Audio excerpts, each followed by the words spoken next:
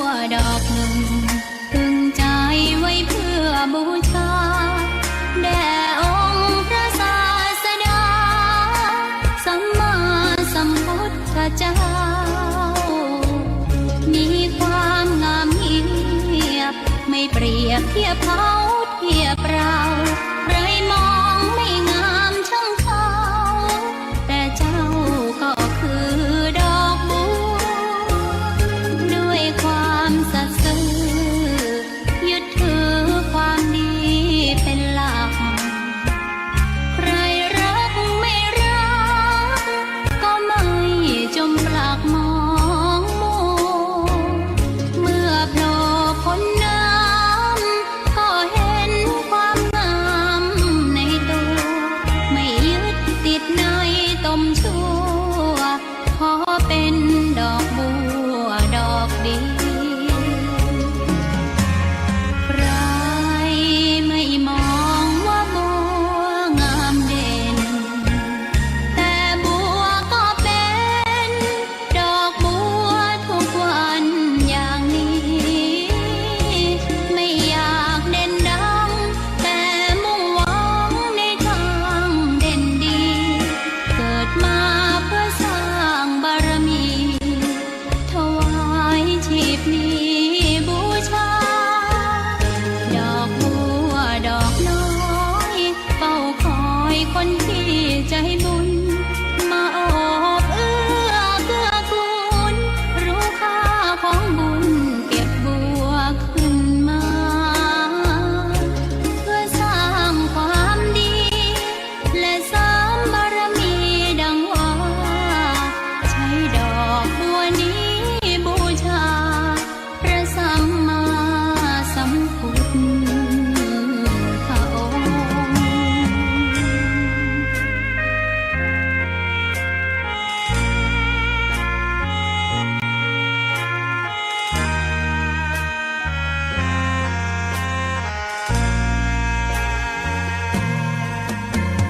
ใครไม่มองว่าบัวงามเด่นแต่บัวก็เป็นดอกบัวทุกวันอย่างนี้ไม่อยากเด่นดังแต่มุ่งหวังในทางเด่นดีเกิดมาเพื่อสร้างบารมีถวายชีพนี้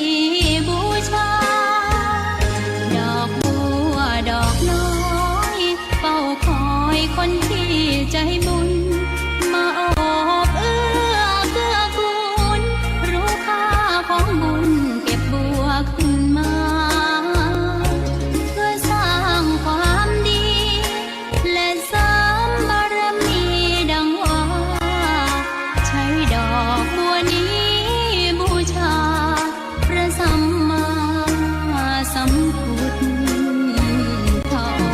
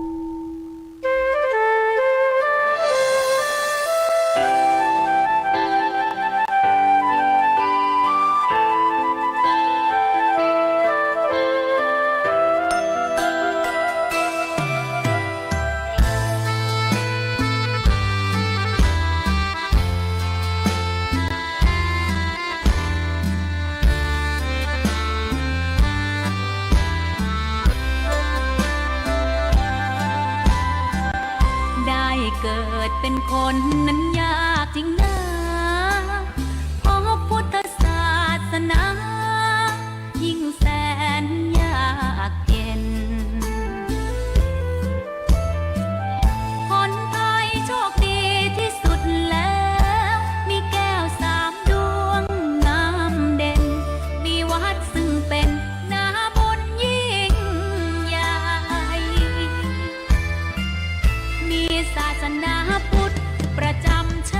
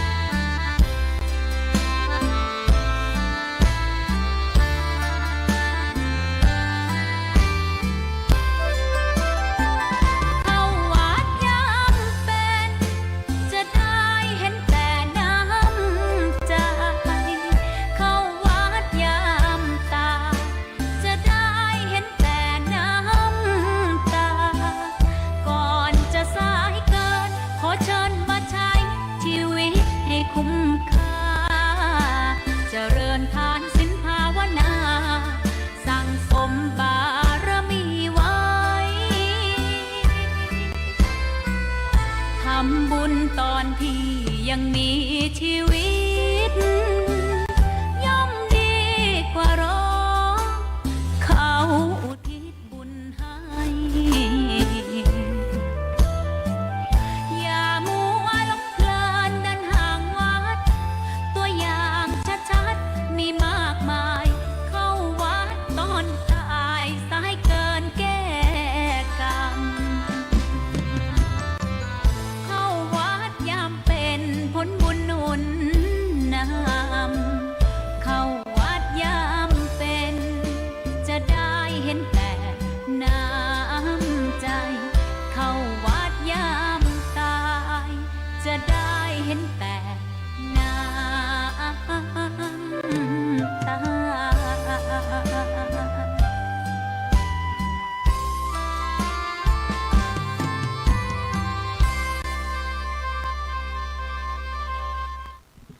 ขอนอบน้อมต่อพระรัตนตรัยแก้วเจ้าสามประการ น้อมเอาคุณพระพุทธเจ้า คุณพระธรรมเจ้า คุณพระสังฆเจ้า คุณพระอรหันตเจ้าอริยสงฆ์เจ้าชูตนชูองค์ ได้เมตตาแผ่ปรมี มาเป็นนวโลกุตรธรรม ปกเกล่าเกศาปกห่มหักษาครูบาอาจารย์ พระมหาเถระ พระเถรานุเถระเปื่อนสหธรรมิกสหพรหมจารีทุกรูปทุกองค์ ปกห่มหักษาศรัทธาสาธุชนคนดี เท่าแก่อีพ่ออีแม่ทั้งหลายทุกท่านทุกคนที่ติดตามรับฟังรายการ เสียงธรรมยามค่ำเสียงธรรมยามกลางคืนของวันนี้นะวันนี้วันอังคารที่17 เดือนธันวาศักราชพระพุทธาได้2567พระวาสาศรัทธาญาติโยมพบปะกับอาตมาภาพพระมหาสมชาติชาตปัญโยทุกวันอังคารนะได้มาพบมาปะกันวันนี้ก็คงจะใช้เดียวเนาะเพราะทีแรกว่าประสานกับท่านครูบาอาจารย์ที่พะเยาว่าจะให้เปิ่นออกอากาศโดยปรากฏว่าเปิ่นติดภาระธุระเนาะมีอีกท่านหนึ่งเนะขอเช็คกรรมท่านอาจารย์พระครูวันนี้จะว่างก็มาว่างวันก่อนก็มาว่างซะทางเพราะว่าได้อู้กันกับเปิ่นเมินแล้วเนาะว่าจะมอบเวลาให้กับเปิ่นพระครูปริยัติพัฒรกิจ พระครูปริยัติพัฒรกิจมีในนี้เดี๋ยวก่อนประสานเนาะถ้าอย่างใดก็จะประสานในชั่วโมงที่2ก็แล้วกันพระครูปริยัติพัฒรกิจก็ได้อู้ได้จาก็เปิ่นไปว่าถ้าท่านอาจารย์สะดวกก็จะปาเข้ารายการโดยในช่วงวันอังคารเพราะวันที่7ซึ่งเป็นวันของเปิ่นวันก่อนนั้นเปิ่นบ่สามารถจะเข้ารายการโดยได้เพราะว่าเปิ่นติดภาระธุระเนาะไปเยี่ยมสถานญาติโยมที่โรงพยาบาลสถานก็บัดได้จัดกิจกรรมวันที่7ที่ผ่านมาอาตมาก็เข้าแตนเปิ่นไปเหียอันนี้ก็จะมอบเวลาคืนให้กับเปิ่นแต่เจ้านี่ก็บ่ได้ประสานงานสักคำซะนะแต่ว่าตั้งใจว่าวันนี้ก็จะไปที่พะเยามีครูบาอาจารย์ที่พะเยารูปหนึ่งรูปนี้ก็เก่งเหมือนกันเนอะสถาอยู่ที่บ้านห้วยบงอำเภอเมืองจังหวัดพะเยาประสานงานกับเปิ่นวันก่อนว่าถ้าอย่างใดถ้าอาจารย์สะดวกวันอังคารนี้เข้ารายการด้วยกันเลยเนาะนะอูกันตะวาวันนี้เปิ่นแจ้งมาว่าพอดีมีสถานญาติโยมมาปรึกษาในเรื่องของการเตหลังคาวิหารการรื้อการถอนวิหารต่างๆนั่นเนาะมีการประชุมมีการปรึกษาหารือเพิ่งรื้อหลังคาตะวาสถาวันนี้ก็ทำงานกันอยู่ก็เลยบัดสะดวกที่จะเข้ารายการโดยก็เป็นอย่างเนาะเพิ่นบ่เข้าเพิ่นเข้ามาได้ ก็เข้าคนเดียวเพราะว่าตั้งใจไว้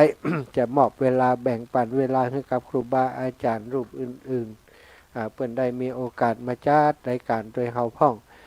เพิ่นจะได้มีโอกาสมาแบ่งปันสิ่งใหม่ๆศรัทธาญาติโยมจะได้ ฟังอาจารย์ครูบาอาจารย์รูปใหม่ๆพ่องนะเก่าๆก็ฟังกันอยู่ใหม่ๆมาเขาก็จะได้ฟังได้ติดตามถ้ารูปใดองค์ใดเปิ่นมีจิตใจเสียสละอยากจะทำงานร่วมกับทีมงานของเขา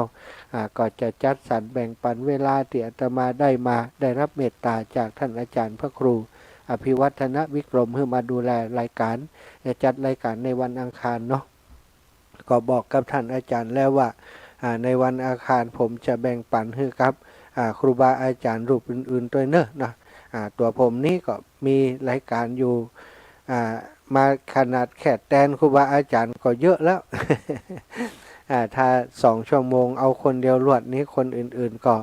บางเตือเปิ่นอยากจะมีโอกาสในพื้นที่ตรงนี้ก็บ่มีสักกรรมเนาะก็เป็นอย่างวันนี้จะอยู่กับสถาญาติโยมไป2 ชั่วโมงก่อนเนอะไปเพื่องเบื่อหน่ายก่ายแกนกันเตือนนะสถาอีปอยอีแม่ตั้งหลายทักทายไปหาญาติโยมตังพุ่นหายไป2-3 วันเนอะพี่น้องตังสะเมิงน่ะรายงานตัวกำลังแม่อุ้ยอินแม่สาบเสมิงนี่หายไปห้อยวันนี้สัญญาณไปถึงก่อนแม่อุ้ยอินแม่สาบเสมิงพี่น้องจากตังเมืองลี้เนอะเมืองลี้ทุกท่านทุกคนแม่หลวงบ้านบวกลี้เนาะแม่สุกันธาแม่สายญาติโยมจากตังเมืองลี้ปอบประเสริฐเขาแม่รัตดาอักกเรือนถ้าจะฟังอยู่พี่น้องตังเมืองฝั่งทักทายไปยังเมืองฝั่งเด้อโยมแม่แต่วันก่อนโยมแม่จงดีเชื้อกันทาได้ส่งไลน์มาเดี๋ยวขออนุญาตดูกำเนอะเพราะว่าเปิ่นแจ้งเกี่ยวกับสถาญาติโยมตังเมืองฝางได้หอมปัจจัยเนาะรู้สึกว่าจะเป็นงานนี่งานปล่อยหลวงนะท่านอาจารย์คนอาจารย์เขาจะห้อมซอท่านเสน่กาหลงอยู่ที่ท่านมหาเป็นเจ้าภาพนะอันนี้เปิ่นจะร่วมเป็นเจ้าภาพโดยคณะซอที่อาตมาเป็นเจ้าภาพซึ่งตอนนี้ก็มีโยมแม่อมนวันเล่ากุลเนาะโยมแม่จะร่วมบุญจะเป็นเจ้าภาพโดยอาตมา 10,000 บาทแล้วก็มีแม่มีชัยพิญโยภาส200 บาทแม่อามกรดคำ100 บาทแม่แดงปัญญา100 บาทแม่โป่งบุญอุดร20 บาทเนอะนี่ก็เปิ้นได้ให้หอมมาแล้วก็โยมแม่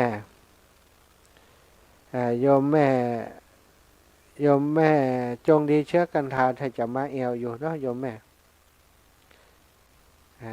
ถ้าจะมาเอวอยู่เจริญปอนแม่มะลิวันพิเคราะห์งานจำได้อยู่แต่แต่ว่าแม่ไปหล่อพระที่วัดพระบาทอุดมอย่าเจ้าโยมแม่แม่ไปเจอใส่คุณกนุกทิพย์เจ้าแม่พอขึ้นมาสมชาติที่แม่จังเปิดนายหรอพอบอกวดกินขนมเส้นหนึ่งแล้วขนมเส้นพัดล้ำเลยเนาะคุณกนุกทิพย์บอกคือแม่บอกคือถ้าหาท่านว่ะท่านมาหาว่าอดกินขนมเส้นพัดหนึ่งบ่ได้ไปเมืองฝางแหละ3 อันก่อนเหรอบ่ได้ไปเมืองฝางเนาะมันมีงานตั้งเพศโยมแม่เขาก็ใจก็อยากจะไปเอวหาอยู่แต่ว่างานที่พะเยาก็เปิ่นนิมนต์ไว้ไปเอวค่ะเปิ่นจะมาหาเฮาวันที่26เอารถบัสมากันก่อนอีว่าก็เลยไปเอวหาเปิ่นเฮียก่อนตะวานี่แม่เขาไม่อายหลวงเปิ่นก็มีแล้วก็วันเดียวกว่านะมางายมาตอนเจ้าไปที่แม่อายหลวงตอนบ่ายไปที่วัดน้ำบ่อสวารออย่างเดียวกันนั่นแหละแม่ล่ะมาจ่ายเจ้าน้ำไปหลวงไปหลวงเจ้าแม่ก็เอาของไปหอมป่ะรู้สดไม่เอวจิมนะ26นะก็น่าว่าน่าจะได้ไป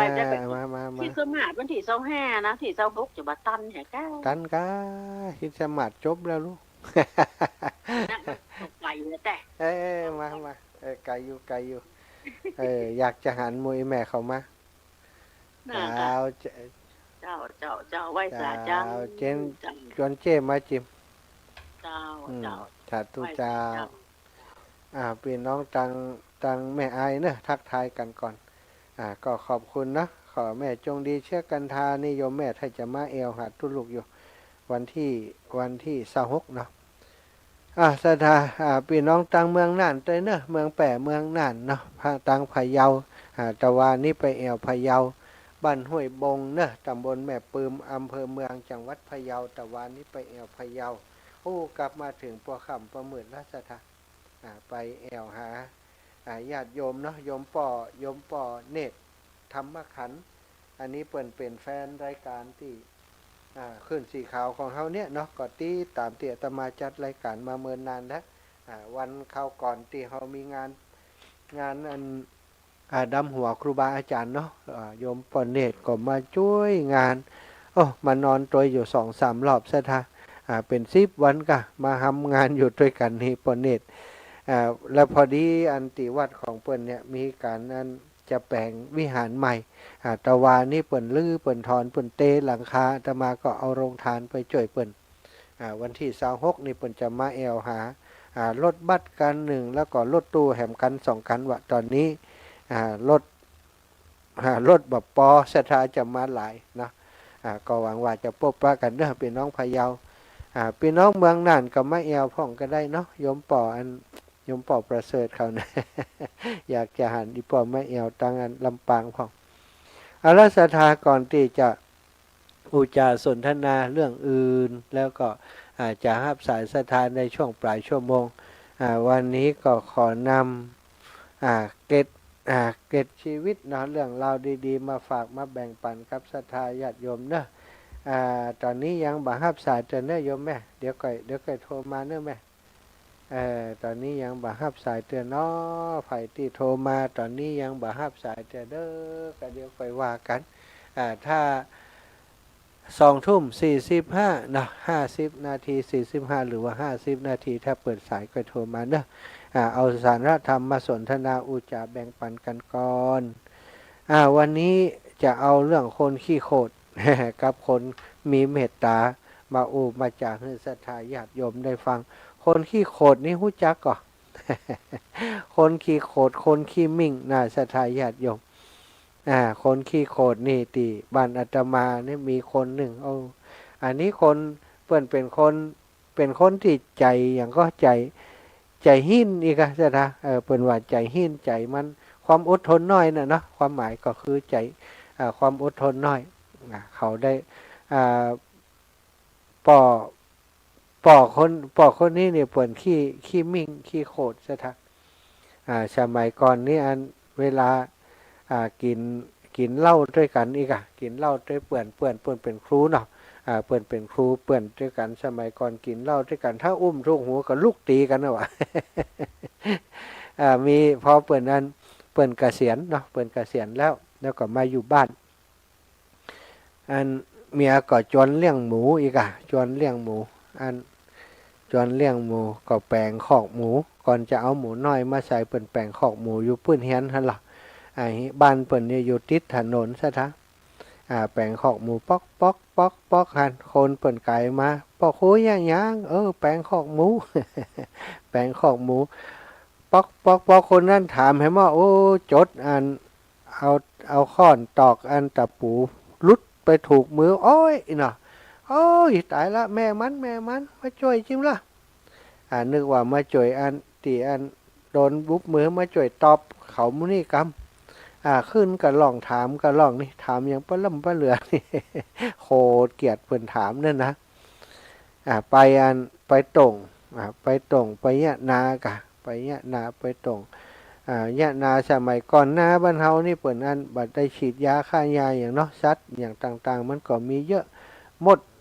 ดลิ้นนะสถามดลิ้นตัวใหญ่ๆมดลิ้นโคกันเนาะมันก็จังแปลงงั้นอันนี้อยู่คณานะครับแปลงห้างแปลงขุยไม่อยู่คณาน่ะโยมป่อนี่เปิ่นไปโต่งเปิ่นกะเอาปืนไปต้วยเนี่ยนานแล้วจะไปสอดแพะอีกโอ้เตียวไต่คณาไปปากกดว่ามดนั่นมันเดียดตีนแก ปดปืนมายิงว่ะลูกซอง5 นัดยิงมดว่ะ ยิงมดลิ้นโคเนาะมดที่เดียดแค่นั้นนะ โอ้อันเขาได้ยินต้มบนหล่นมาพอทึดว่าแกถ้าจะปะฟานว่ะไปพอเนี่ยโอ้คณะอันวะเป็นด้านเอาปืนยิงคณะพอยิงอย่างงูก็งูเงยอย่างหมดลิ้นเดียดว่ะหมดลิ้นเดียดได้ก็โดนยิงเสียท่าอันนี้เป็นลักษณะของคนมักโกรธกับคนมีเมตตาคนมักโกรธก็ประมาณที่อาตมาว่านะขี้โกรธขี้มิงมีอย่างบัดทุกข์ใจน้อยก็อดทนบ่ได้ก็โกรธก็เดียดก็ด่าเนาะถ้าเรามีจิตใจนะสถาจิตใจที่โกรธบ่อยๆโกรธง่ายๆเป็นคนที่มีอารมณ์ฉุนเฉียวพอมีไอ้อย่างคัดใจน้อยเดียวนิดหน่อยมีคนคัดใจสักหน่อยก็เกลียดก็โมโหก็เกิดโทสะแล้วแสดงความกลาดเกลียวกลาดออกมาจิตใจทำให้จิตใจกำเริบ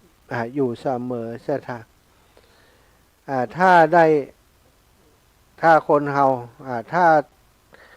ต่อไปถ้าสั่งสมสภาพจิตอย่างนี้ไปเรื่อยๆก็จะกลายเป็นนิสัยทำให้เป็นคนโกรธมักโกรธความโกรธง่ายเป็นลักษณะของจิตใจไปเป็นลักษณะของนิสัยไปต่อมาสภาพจิตก็แสดงออกทั้งหน้าตาเนี่ยคนขี้โกรธหน้าตาก็หน้านิ้วคิ้วขมวดเสมอกลายเป็นคนที่เขาเรียกว่าบุคลิกภาพและออกมามีผลต่อตัวเองและต่อผู้อื่นนะเป็นบุคลิกภาพไปกลายเป็นคนหน้านิ้วคิ้วขมวดอยู่เสมอบึงตึงหน้าตึงแบบยิ้มใส่ไผ่เนี่ยสถาแรกก็อาจจะยิ้มอยู่เนาะแต่ว่าถ้าเขาสั่งสมอารมณ์ที่ฉุนเฉียวขี้โกรธไอ้อย่างนิดไอ้อย่างน้อยก็โกรธก็เกลียดแสดงความเกลียวกราดออกมาจิตใจของคนเฮานี่นะศรัทธาญาติโยมถ้ามันไหลไปทางใดบ่อยๆสั่งสมสิ่งใดบ่อยๆถ้าขี้โกรธบ่อยๆขี้โกรธบ่อยๆเนี่ยไอ้อย่างนิดไอ้อย่างน้อยก็โกรธหมดนี่ต่อมามันก็แสดงออกนอกเมื่อมันจิตใจเป็นอย่างนี้มันก็แสดงออกมาทางกายทางหน้าตาเนาะทางหน้าตาทางบุคลิกภาพต่างๆส่อแสดงออกมาเป็นคนขี้โกรธหน้าตาก็ตึ้มยิ้มใส่ไผ่เนาะ พร้อมที่จะโกรธใส่คนนั้นคนนี้ตลอดจะไปหย่ำตีนสักเม็ดสถาคนอย่างนี้นะ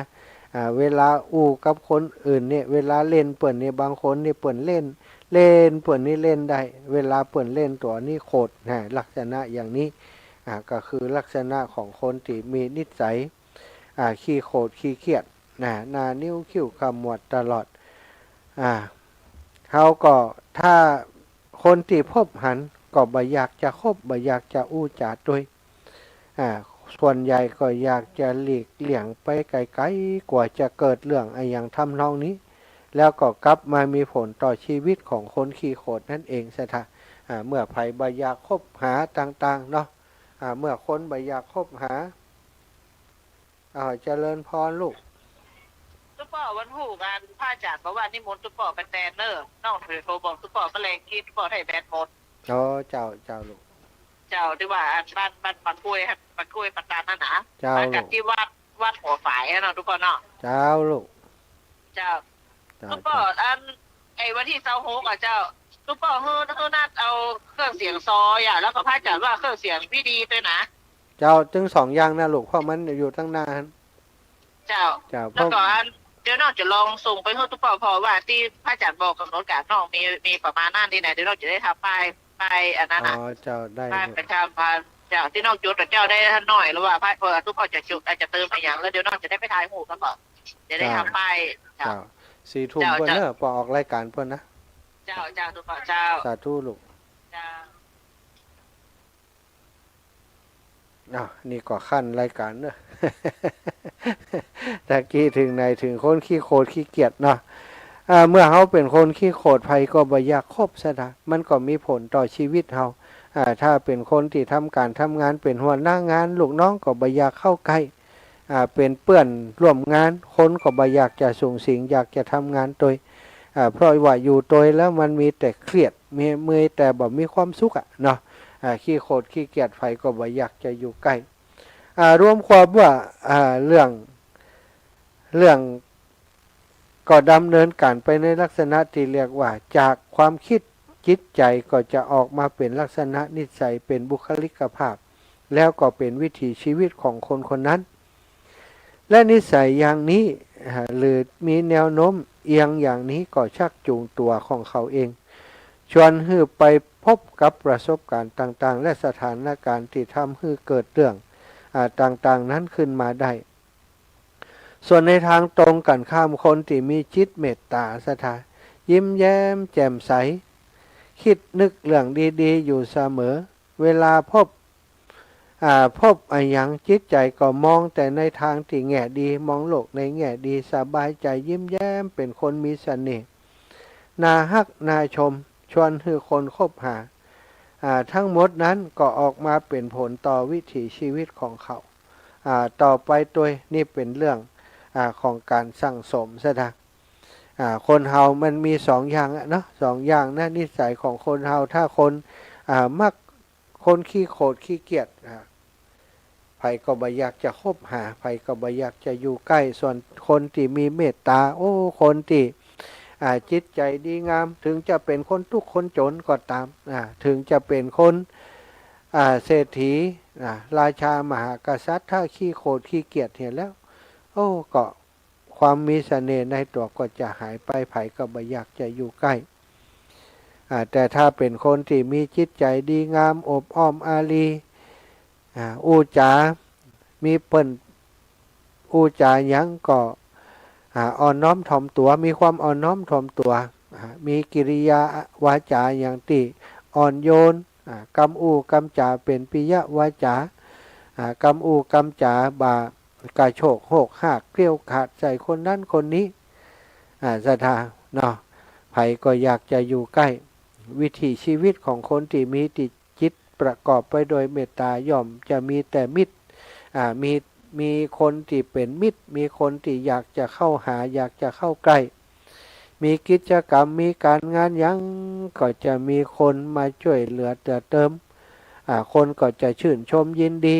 คนที่เปิ่นมีจิตเมตตาเขาจะได้ยินคนนั้นคนนี้เล่าอยู่คนนั้นเปิ่นใจดีนะท่านอาจารย์เปิ่นบริจาคเงินสร้างวัดสร้างวาสร้างโรงพยาบาลเนี่ยที่เขาได้หันนะศรัทธาญาติโยมคนแบบนี้นะส่วนใหญ่จะเป็นคนที่มีเมตตาเป็นจิตใจที่ประกอบไปด้วยความอ่อนน้อมจิตใจนี่จะเป็นคนที่มีเมตตาร่างกายก็เป็นคนที่อ่อนน้อมถ่อมตัวมีเป็นคนสมถะเป็นคนที่บัดใจใจอย่างฟุ่มเฟือยแล้วเวลาคนที่เปิ่นบัดใจใจอย่างฟุ่มเฟือยเปิ่นก็มีเงินเก็บเนาะคนมีจิตใจที่มีเมตตาส่วนใหญ่ก็มักจะเป็นคนที่ห่มกินห่มตานห่มเข้าวัดเข้าวาห่มช่วยเหลืองานของสังคมส่วนคนเกี่ยวกาดนี่ก็จะตรงข้ามกันนะซะท่าบ่ห่มไปอยู่ที่คนหลายๆนะเนี่ยการเนี่ยงานอย่างก็มักจะอยู่คนเดียวถ้าอยู่กับคนหลายเดี๋ยวก็เอ็กใส่คนนี้เดี๋ยวก็ด่าคนนั้นบ่มีไผอยากจะอยู่ใกล้เนี่ยการไอ้ยังก็จะมีความสำเร็จน้อยซะท่าเพราะไอ้ยังเพราะบ่มีคนช่วยแต่ว่าคนที่มีเมตตานั้นขอคือคนเฮาอูหม่วนจาหวานใส่กันซะท่าการงานมันจะนักหนาอย่างใดก็มาสำคัญเนาะมันนักหนาแต่ว่าอู้กันม่วนอู้กันม่วนจนกันทำงานไปอู้ม่วนกินหวานกันมันก็ทำงานไปอย่างมีความสุข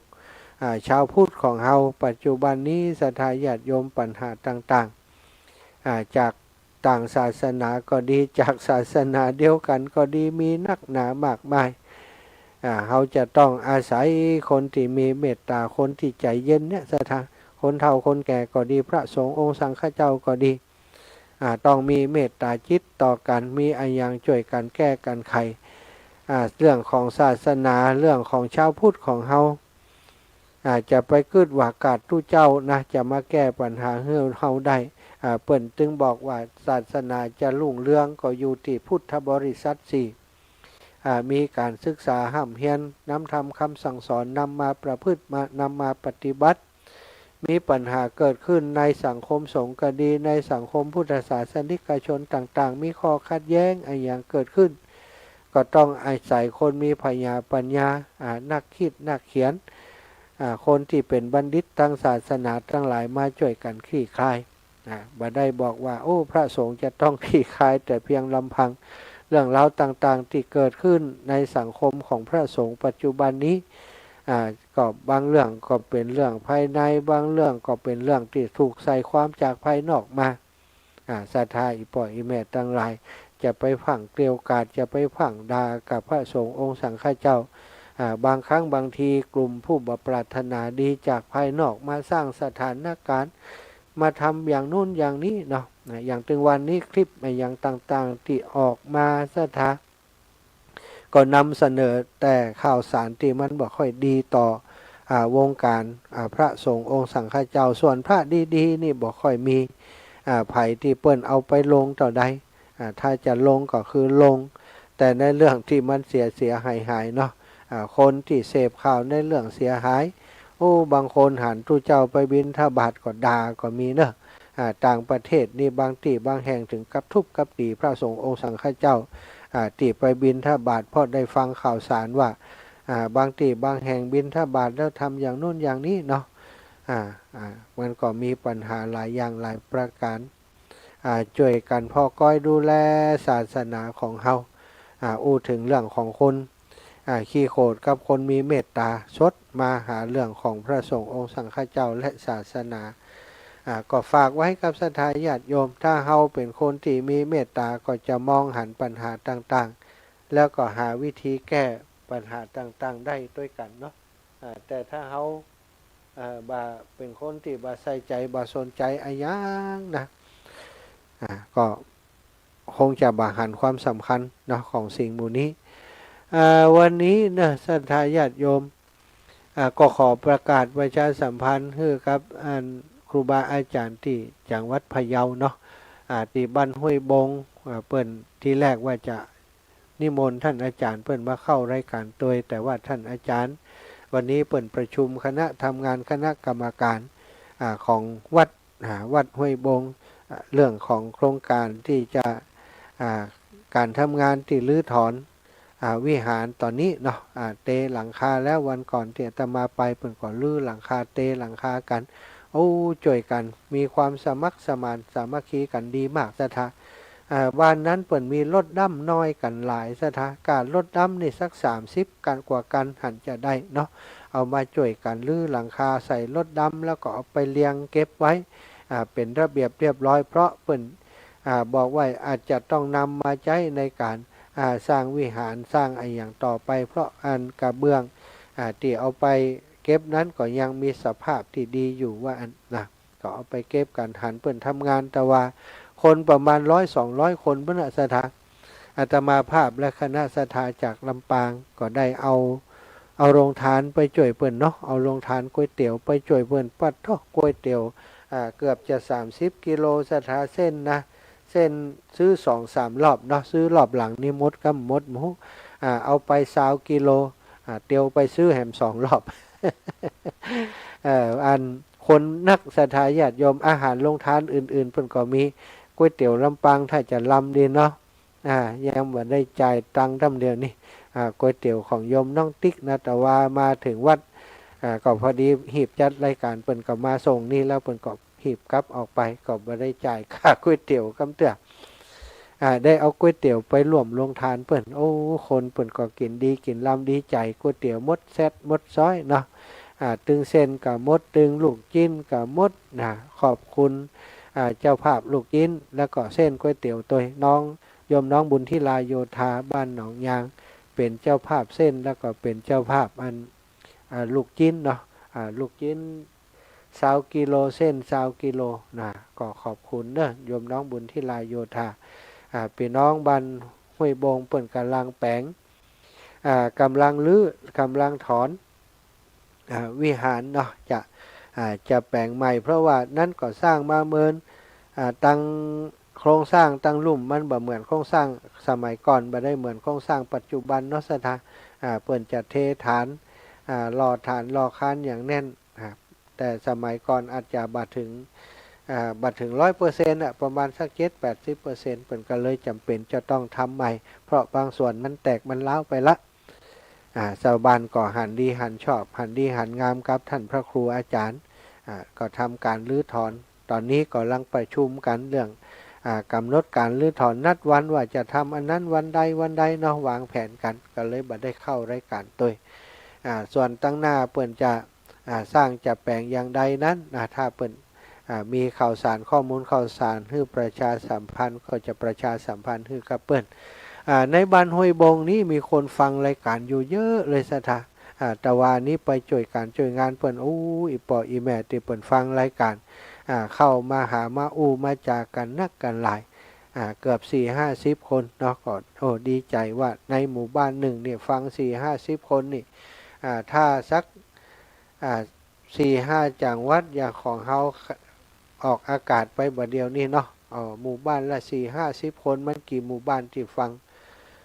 ก็แสดงว่าคนฟังนักฟังหลายอยู่บางพ่องฟังแล้วเปิ่นก็ได้โทรมาส่วนที่โทรมานี่ก็มีสักเปอร์เซ็นต์นั่นเนาะสถาบางคนก็เกรงใจบ่อยากจะโทรมาก็เลยกลายเป็นว่าคนที่โทรมาส่วนใหญ่ก็จะเป็นคนเก่าๆนะเพราะมีคนโทรมามันก็จะสีง่อมเหมือนกัน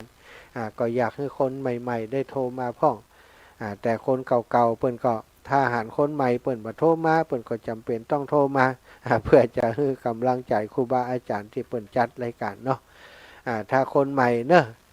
ก็ฝึกโทรมาพ่องหัดโทรมาพ่องจะได้ฮู้ว่าฟังจากที่ไหนบางหมู่บ้านนี้บ่มีไผโทรมาเลยนะสถาแต่ว่ามีคนฟังอยู่พอเปิ่นบ่โทรมาเขาก็เลยบ่ฮู้เนาะครูบาอาจารย์ก็บ่ฮู้ว่าเปิ่นฟังจากที่ไหนตั้งใดกันพ่องเอาละสถาตอนนี้ได้เวลา20 นาฬิกา45 นาทีเนาะก็จะปั่นเวลาให้สถาสัก10 นาทีจากนั้นก็ขอพักสักกรรมแล้วก็จะพบปะกันในชั่วโมงต่อไปเนอะ0808844173 0808844173เนอะศรัทธาคนใดพร้อมก่อนก็แจ้งมาโทรมาได้เนอะ0808844173พี่น้องตังเจียงไฮ้ฟังอยู่ก็จ้าวันที่26นี่มากันหลายๆเนอะ26นี่มากันหลายๆเนอะพี่น้องเจียงไฮ้แม่โยมแม่สีดาคนงามนะหลวงปู่มาอยู่แล้วหลวงปู่นิ่มแน่ใจว่าจะมาวันใด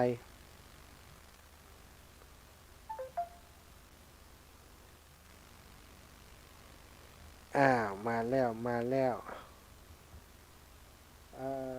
เจริญพรแม่ฉลว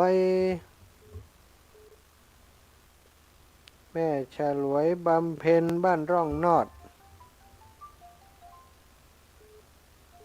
แม่ฉลวยได้ยินก็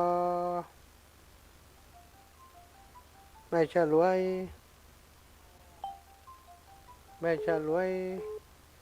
เงียบไปเหี่ยแล้วแม่ฉลวยบ่ได้ยินเสียงแม่เด้อโอ้เป็นว่าเจ้าอยู่อีแม่นฮัลโหลอู้ได้เลยแม่ลองเฮ็ดเจ้าลองเฮ็ดอู้เลยจะฟังชัดเจนดีก็เจ้าชัดเจนดีเนาะขอบคุณมากหลวงปู่เจ้า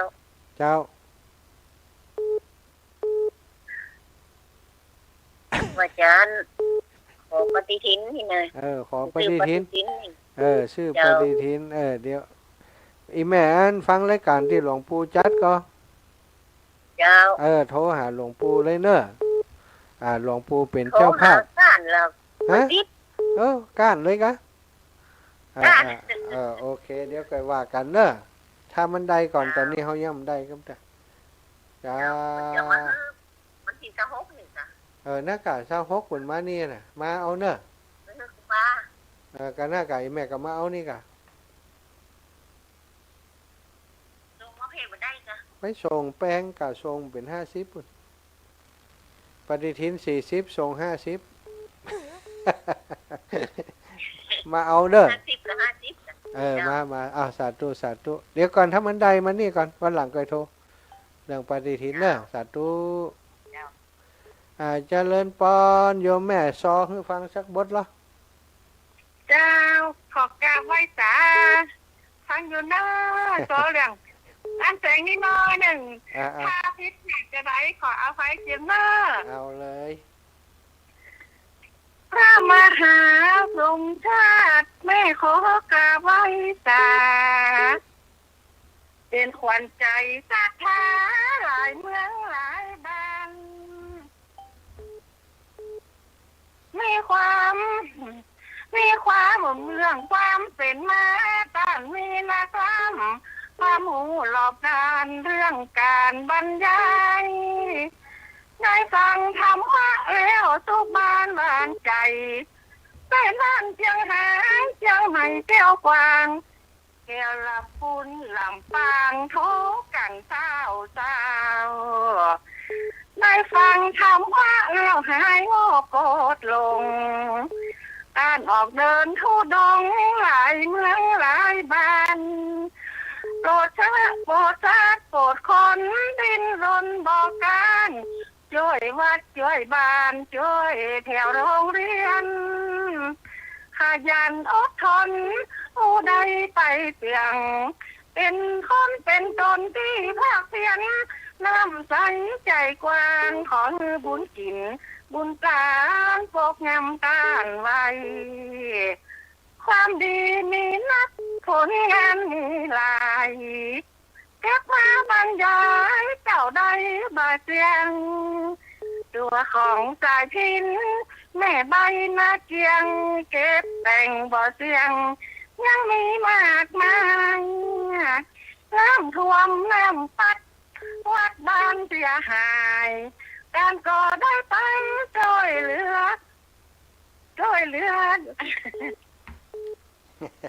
ว่าไปเรื่องบ้านจิตใจเรื่องบ้านวัดเสียหายการก่อได้ไปช่วยเหลือเจ้าบ้านจิตใจเบิกบานเหมือนสายทานแม่น้ำ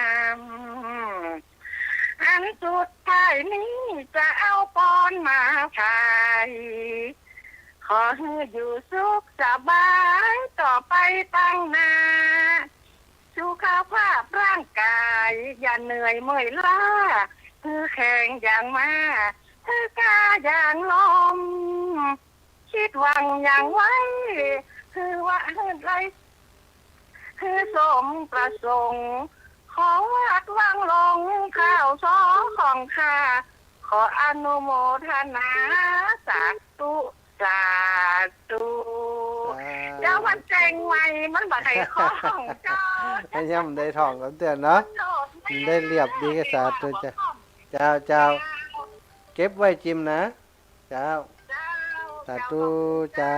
โยมแม่เจ้าแม่ครับท่านอาจารย์วัชการครับท่านอาจารย์พร้อมกับวันนี้ประมาณกี่โมงครับอาจารย์ครับก็เดี๋ยวแหมสัก10 นาทีเนี่ยครับอาจารย์3 ทุ่มถึง4 ทุ่มได้เนาะได้ครับอาจารย์ได้ครับโอเคแต่ผมคงไม่ได้โฟนอินนะครับอาจารย์โทรศัพท์มีเครื่องเดียวครับมันเป็นอย่างครับอาจารย์เดี๋ยววันหลังชื่อพบป้าญาติโยมนะครับเนาะครับผมวันหลังชื่อให้แหมเครื่องสาธุครับสาธุครับอาจารย์ได้ครับอาจารย์ครับท่านชั่วโมงต่อไปท่านอาจารย์พระครูมาแล้วนะสถาปริยัติพัฒนกิจอำเภอพานเจริญปอนโยมแม่ภาษาเจ้าฟังอยู่เด้อลูกเจ้าแม่เขาปล่อยมันกระมันก่อยเนาะเจ้าเป็นยังเขาปล่อยเขาไม่มีไปสู้มันก่อยถ้ามันก่อยมันไก่ถ้ามันก่อยยังแค้นเห็นมั้ยเนาะเป็นยังเจ้าโยมแม่บุญรักษาโยมแม่เนอะแค่นั้นแล้วดีขึ้นนะแม่เนี่ยการช่วยงานได้พ่องละแต่ว่าบังคับเปิ้นแต้มได้แต่เต้าตัวย่ำได้แต่สัตว์ทุนะแม่นะเจ้าแม่นางคำอ้ายโยมแม่เจริญปอนวันสา เจ้าแล้วคนเจียงไฮ้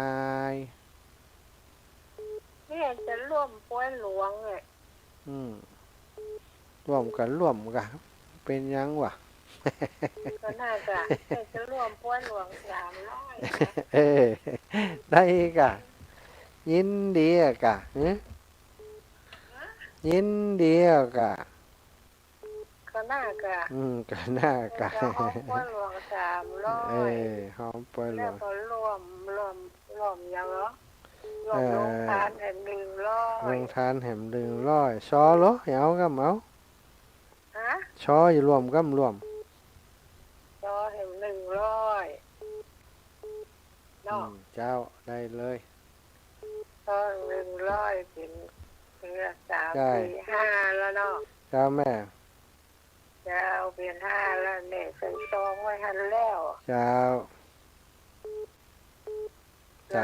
นั่นแม่เอาถวายลูกเจ้าได้เลยสาธุขอบคุณนะจะไปเสมิงกันเนอะสาธุแม่อุ้ยอินแม่สาบเสมิงมาแล้วหายไปไหนนี่แต่ได้ว่าบักใครยินเสียงคนโอ้เหมือนเลยความสบายความสบายนะกันสบายแต่กันนี่แหละสบายแล้วดีแล้วกันโทรหาวันนั้นกดโทรศัพท์ใจฮะน้อยใจฮะเป็นวันน้อยใจกันจะบอกว่าโอนสตางค์ให้เลยปิดโทรศัพท์ไปว่ะสมควรน้อยใจน้อยใจเลยน้อยใจได้แต่ห้ามแต่20,000กันเนี่ยน้อยใจได้แต่ห้ามโคตรเหมือนแล้วก็เอาปฏิทินส่งมา2 เล่มเลยได้กันเมื่อคืนโอ้กับจุงดอยละสั่งไปห้ามก็สั่งไปแต่ถ้าเอาสั่งตั้งเพชรตัวมันจะซับซ้อนกันเนี่ยหรอสั่งตั้งได้กับสั่งแต่แหละไปลืมเนอะมาลืมอันนั้นพระครูสุจิตตานุรักษ์ก็ส่งผมส่งเงินบักกอกส่งยานวดดองโคตรส่งสร้อยมัดแขนส่งยัน9 กลุ่มมาแม่อุ้ยอยู่นะโอนที่ตางไปแล้วก็ร่วมทำบุญแถมตัวอยู่ดีละบุญเราพระร่วมทำบุญเราพระจ้ะมันจะบู้สัก3 เดือนนี้นะแล้วไปได้ยินอยู่แต่ว่าอยู่ดีมีสุขจ้ะดีละเป็นว่างอนกันนี่แม่วิอินแม่คำนวณดินดำเจริญพรแม่เจ้าสาธุเจ้าฟังอยู่เด้อมาเด้อวันที่26เด้อเจ้าไปแน่นอนนี่กาอีกะคนแน่จะไปจริงจะไปฟังธรรมดีแล้วมาเจ้าขอบคุณเด้อแม่เด้อเจ้าฟังงานพระพังเปิ่นเตกนี่มันเป็นวัดขำขึ้นหงเนาะเจ้านี่เป็นเตจะอินในหงกำเดียวดีแล้วแม่เจ้าสาธุเจ้าสาธุเจ้าอันนี้ชดมา1 คนก็นี่ไหลศิลาทองนี่มันไหลศิลาทองลูกกับขวนขนาดเนาะเจ้าได้เลยอันนี้หนึ่งก็เขามาสั่งปฏิทินแม่เนี่ยสั่งไว้สั่ง1เอามาให้แม่7 เล่มก็ได้7 เล่ม8 เล่มได้ถ้าแม่ได้ไปเอากระลูกน้ำแม่กับเจ้าได้เจ้าคนมาสั่งเป็นได้ยินดีละเจ้า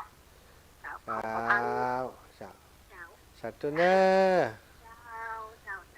ศรัทธาญาติโยมอีป่ออีแม่ตั้งหลายก็เดี๋ยวจะพักเหตุกรรมก่อนแล้วก็จะให้ศรัทธาญาติโยมอีป่ออีแม่ได้พบปะกับท่านอาจารย์พระครูปริยัติภัทรกิจในชั่วโมงต่อไปนะท่านพระครูนี้วันก่อนวันที่7เนาะบ่ได้เข้ารายการวันอังคารที่ผ่านมาจะให้เปิ่นเข้าก็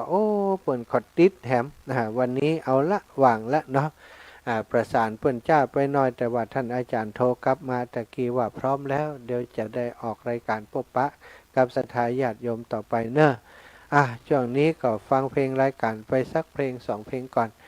ก็เดียวได้มาพบปะกับท่านอาจารย์พระครูปริยัติภัทรกิจเนอะศรัทธา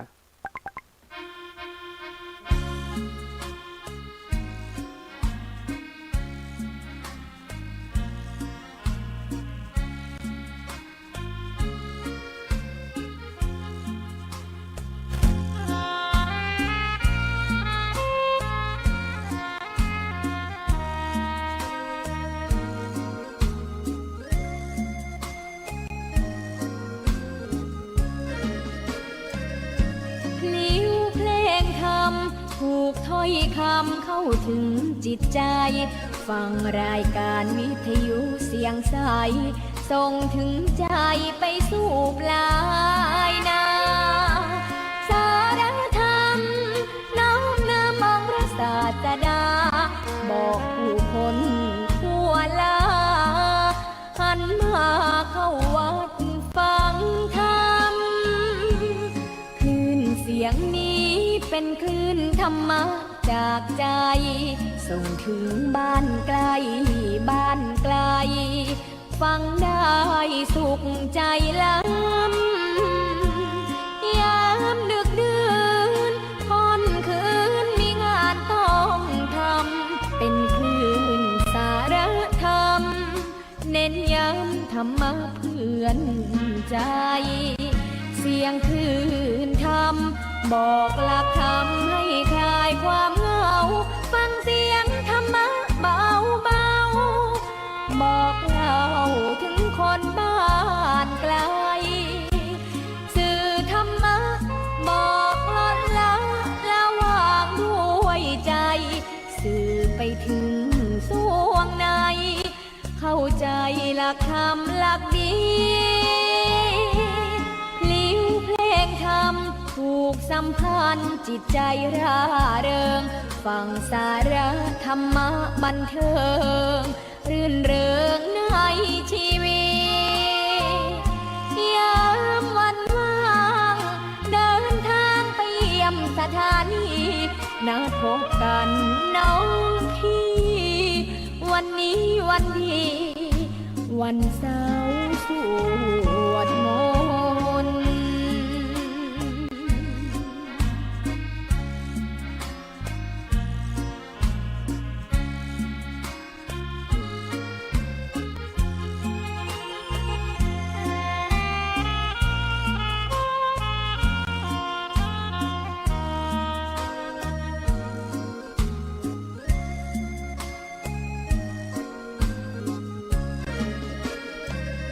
เสียงคลื่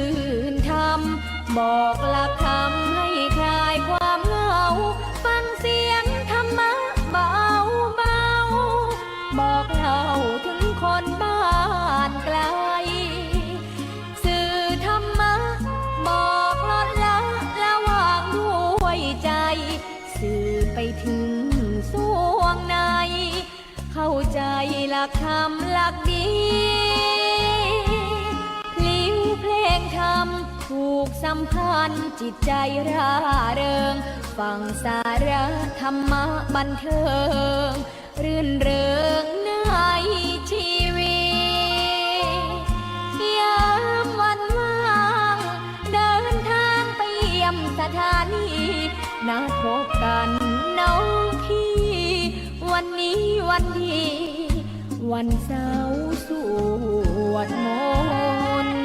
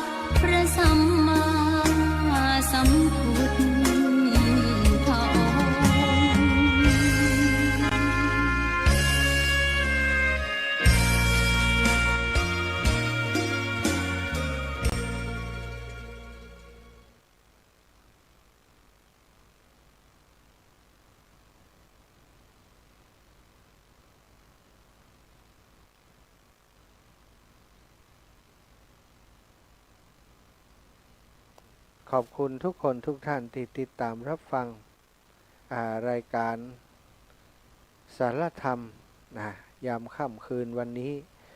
พบปะกับอาตมาภาพนะ1 ชั่วโมงผ่านไปตอนนี้21:06 สถาญาติโยม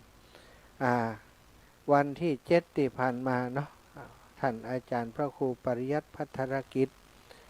เจ้าอาวาสวัด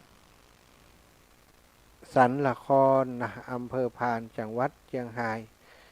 เจ้าของรายการเปิ่นตีภาระธุระก่อนนัดหมายกันว่าวันอังคารต่อไปท่านอาจารย์สะดวกก็ครับเปิ่นก็บ่สะดวกแฮมวันนี้ก็ประสานไปหาท่านอาจารย์ว่าได้ละเนาะ ก็เดี๋ยวจะได้มาเข้ามาพบปะกับสถาญาติโยมวันนี้ก็ฝากงานไว้หน่อยหนึ่งนะวันที่26ที่จะถึงนี้ปอยหลวงของวัดบรรพตสถิตก็อยากจะเอิญเชิญชวนเจริญพรกับศรัทธาสาธุชนทุกคนทุกท่านได้มาร่วมกินร่วมทานร่วมการร่วมงานที่วัดบรรพตสถิตเด้อนะคนลำปางพี่น้องลำปางมากันหลายๆนะ เอาโรงทานมาตัวก็ได้ไผจะเอาโรงทานยังก็บอกกันมาเนอะอาตมาภาพก็คงจะเหมือนเดิมเนาะเป็นโรงทานก๋วยเตี๋ยวใครจะร่วมลงทานก๋วยเตี๋ยวกับอาตมาภาพนะจะเป็นโรงทานที่จะคอยดูแลเลี้ยงดูสถาญาติโยมตลอดงานเนอะใครจะเป็นเจ้าภาพด้วยกันก็บอกได้เนาะใครจะเป็นเจ้าภาพเจ้าสำรับทานออกนะก็ติดตามมาก็ได้เนอะชุดละ 1,500 บาทนะส่วนเซตจากวัดบรรพตสถิตวันที่27 28 29อาตมาภาพจะไปนำสถาพี่น้องเจ้าบ้านบ้านเกิดของตัวเก่าบ้านเกิดของอาตมาเข้ากรรมที่ป่าจ้าเนาะไปถอนไปเข้ากรรมแล้วก็วันที่29จะได้ทำการวางศิลาฤกษ์สร้างเมนนะวางศิลาฤกษ์เอาเป็นฤกษ์เป็นมงคลเนี่ยกรรมก่อนที่จะฮือศาลาเปิ่นได้สร้างต่อไปในวันที่29เดือนธันวาที่จะถึงนี้สถาก็จะนิมนต์ครูบาอาจารย์ประมาณ20 กว่ารูปนะมาเข้าปริวาสเข้ากรรมด้วยกันได้มีสำรับนะได้มีไทยธรรมนะที่จะถวายให้กับครูบาอาจารย์สังฆทานนั้นชุดละ900 บาทนะ900 บาทก็เป็นจะเป็นเต็นท์นะเอาถวายครูบาอาจารย์วันที่เปิ้นเข้ามาอยู่กรรมเลยแล้วก็วันตานออกก็จะได้ถวายให้กับครูบาอาจารย์เปิ้นไปเลยเต้นชุด1 900 บาทแล้วก็ปัจจัยถวาย500 บาทท่านศรัทธาญาติโยมจะร่วมบุญด้วยกันก็แจ้งมาเตียตมาได้เนอะศรัทธาตอนนี้ท่านอาจารย์พระครูคงจะพร้อมแล้วก็จะติดต่อไปหาเปิ้นก่อนเนอะ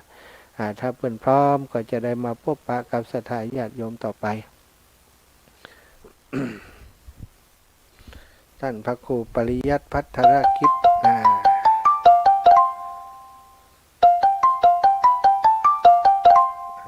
ตร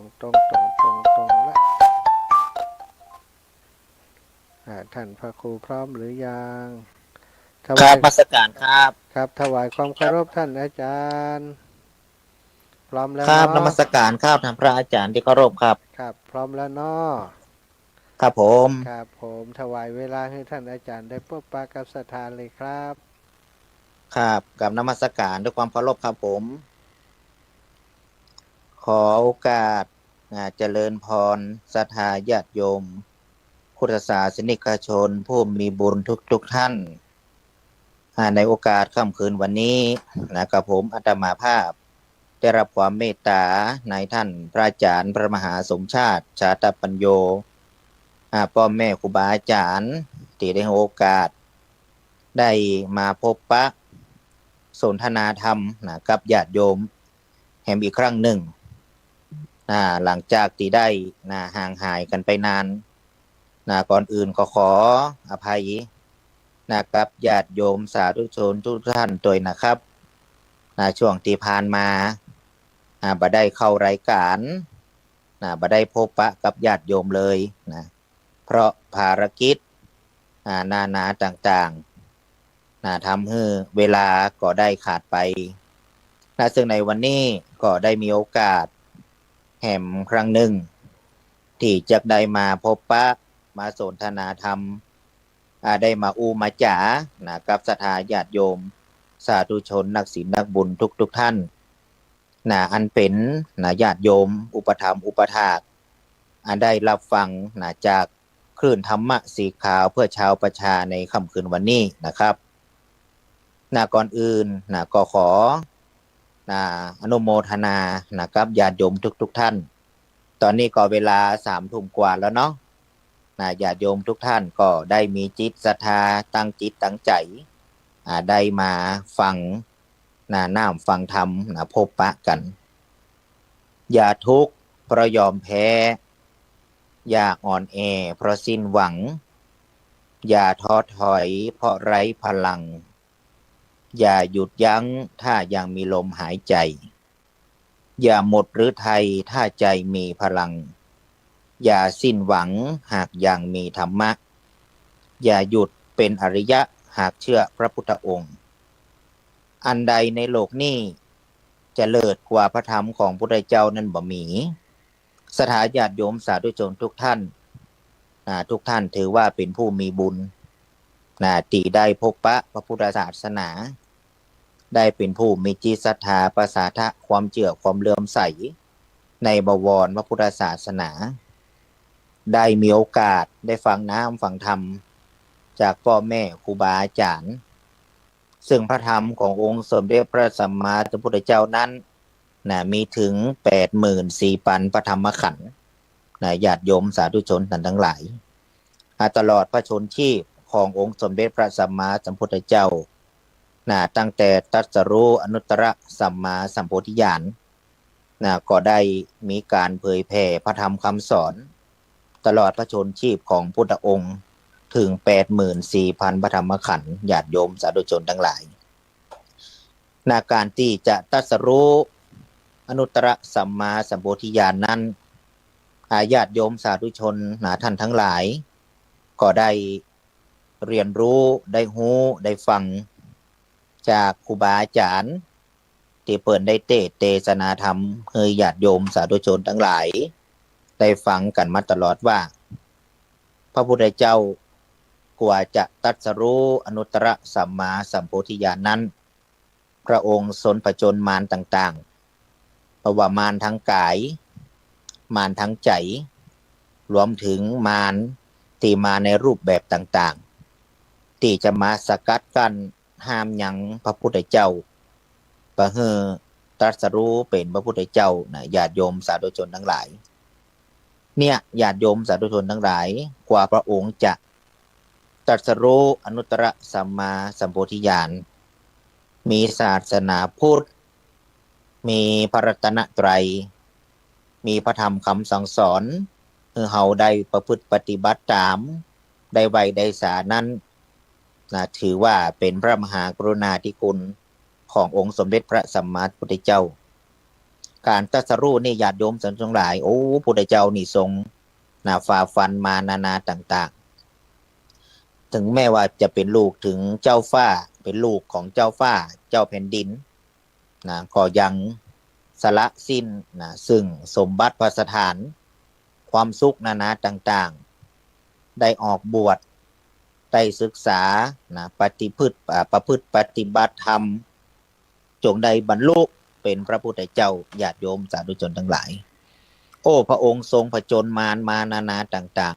ๆและเพราะนั้นแล้วญาติโยมสาธุชนทั้งหลายหลังจากที่พระพุทธเจ้าทรงตรัสรู้อนุตตรสัมมาสัมโพธิญาณ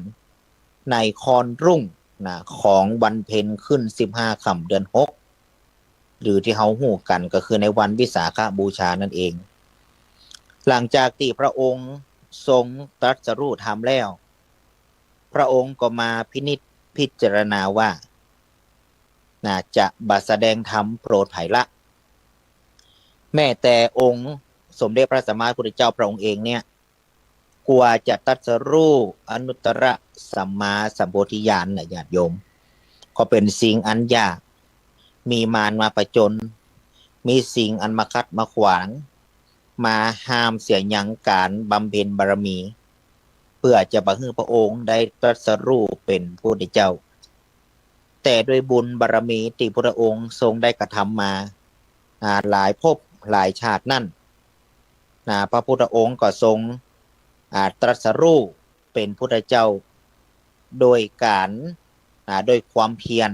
ความพยายามของพุทธองค์เองพุทธองค์ก็จึงได้พิจารณาว่าจะไปแสดงธรรมโปรดภัยแล้วความนี่ญาติโยมทราบถึงเท้าสหัมบดีพรหมซึ่งเป็นพรหมอยู่บนสวรรค์ชั้นพรหมทราบว่าพระพุทธเจ้าเนี่ยจะไปแสดงธรรมโปรดภัยแล้วก็เลยความห้อนถึงเท้าสหัมบดีพรหมก็เลยเสด็จลงมาจากชั้นพรหมเพื่อมาอ้อนวอนมาอาราธนาทูลขอพระพุทธเจ้าว่าขอจงไปแสดงธรรมโปรดเถอะเพราะเวไนยสัตว์ทั้งหลายคนที่ยังบ่ฮู้น้ำฮู้ธรรมบ่ฮู้ผิดชอบชั่วดีบ่ฮู้บาปฮู้กรรมฮู้เวรนั่นยังมีแหมนักคือว่ายังโง่เขาเบาปัญญายังมีแหมนักขอให้พระองค์ทรงโปรดมีเมตตาต่อเวไนยสัตว์ไปแสดงธรรมเถอะจากนั้นพระเจ้าก็ทรงรับคำอาราธนาของท้าวสหัมบดีพรหมนี่ญาติโยมศรัทธาจะได้ยินก็เวลาพระสงฆ์หรือพ่อแม่ครูบาอาจารย์จะแสดงธรรมนั่นพ่ออาจารย์จะอาราธนาธรรมซึ่งคำอาราธนาธรรมจะมีว่าพรหมมาจโรกาธิปติสหัมปติกัดอัญชรีอันทิวรังอาญาจทะสันติธาก็คือมาจากท้าวสหัมบดีพรหมองค์เนี้ยมาอาราธนาทูลขอพระพุทธเจ้าไปแสดงธรรมหลังจากที่พระพุทธเจ้าทรงรับ เพื่อจะไปแสดงธรรมแล้วญาติโยมสาธุชนทั้งหลายก็มาพิจารณาว่าเวไนยสัตว์ที่ยังอยู่บนโลกเนี่ยที่พระองค์จะไปทรงแสดงธรรมนั่นเนี่ยมีกี่ประเภทแยกออกเป็นอย่างใดจะเลือกไปแสดงพระธรรมเทศนาโปรดภัยก่อนพระเจ้าก็มาพิจารณาเวไนยสัตว์ต่างๆที่พระองค์จะทรงไปแสดงธรรมเปรียบเสมือนบัวสีเหล่าญาติโยมสาธุชนทั้งหลายเปรียบเหมือนบัวสีเหล่าเนี่ยศรัทธาเคยได้ยินก็บุคคลเปรียบเสมือนบัวสีเหล่าบัวสีเหล่าถ้าศรัทธาได้ไปวัดไปวาวัดของท่านใดที่มีภาพจิตรกรรมฝาผนังหรือรูปวาดกันนี้ลองไปพอเถอะจะมีรูปพระพุทธเจ้าทรงหนังปืนเขาใหม่แล้วก็จะมีดอกบัวอยู่4 ดอกพินิจพิจารณาเนี่ยพุทธเจ้าทรงพินิจพิจารณาบุคคลเปรียบเสมือนบัวสีเหล่ามีเหล่าอย่างพ่องญาติโยมสาธุชนทั้งหลายเหล่าที่1ประเภทที่1ก็คือเป็นบุคคลที่มีความชาญฉลาดมีความชาญฉลาดถ้าจะไปแสดงธรรมโปรดแล้วแค่ยกหัวข้อขึ้นมาเนี่ยก็สามารถหู้ได้เลยก็สามารถหู้ได้เลยญาติโยมสาธุชนทั้งหลายนี่คือเป็นบุคคลประเภทที่1เป็นบุคคลประเภทที่1เปรียบเสมือนบัวประเภทที่1เรียกว่าอุคติตันยูแค่ยกหัวข้อขึ้นมาเนี่ยญาติโยมสาธุชนทั้งหลายก็เข้าใจได้ฉับพลันไม่ต้องอธิบายอย่างนักยกหัวข้อขึ้นมาก็หู้เลยเปรียบเสมือนดอกบัวที่พ่นน้ำเบ่งบานรับพระแสงอาทิตย์นี่คือคนประเภทที่1คนประเภทที่2เป็นประเภทที่แปลว่าเปรียบเสมือนดอกบัวที่พ่นน้ำแต่ยังบ่บานพ่นน้ำออกมาแล้วนะแต่ยังบ่บานแต่ญาติโยมสาธุชนทั้งหลายพระเจ้าเปรียบเสมือนเป็นบัวที่ชื่อว่าวิปจิตันยูก็คืออย่างก็คือบุคคลที่ตั้งหัวข้อขึ้นมาละอธิบายความนิดหน่อยอธิบายในหัวข้อของธรรมนั่นก็หู้เลยก็คือยกหัวข้อขึ้นมา อธิบายนิดๆหน่อยๆก็หูเลยเนี่ยนี่คือบัวเราที่สองก็คือพ่นน้ำละแต่ยังบ่เบงบานเตี่ยต่อไปบุคคลประเภทที่สามที่พระเจ้าทรงพิจารณาเปรียบเสนอบัวสิแล้วก็คือประเภทนัยยะนี่ก็คือเปรียบเสมือนดอกบัวที่ยังบ่พ่นน้ำนะแต่ปริมน้ำละจะขึ้นแลบ่ขึ้นแลจะพุทธน้ำก็ว่าจะจมน้ำก็ยังอยู่เส้นยาแดงพาแปดอยู่นะปริมน้ำอยู่เป็นประเภทนัยยะก็คือเป็นประเภทที่ว่ายกหัวข้อธรรมะละอธิบายให้ฟังละก็ยังมาเข้าใจนะต้องแนะนำเหมือนกันต้องลงมือทำแนะนำให้ดูเหมือนกันถึงจะเข้าใจนะเข้าใจมันครูสอนนักเรียนญาติโยมสาธุชนทั้งหลาย1+1เป็น2อย่าตั้งโจทย์ให้ฟังย่ำเข้าใจอธิบายยังไงโจทย์ครูต้องมายกนิ้วให้พอว่า1+1เปาะกันเป็น2เนอะอ๋อนี่คือประเภทนี้นะคือประเภทนี้ยกหัวข้อ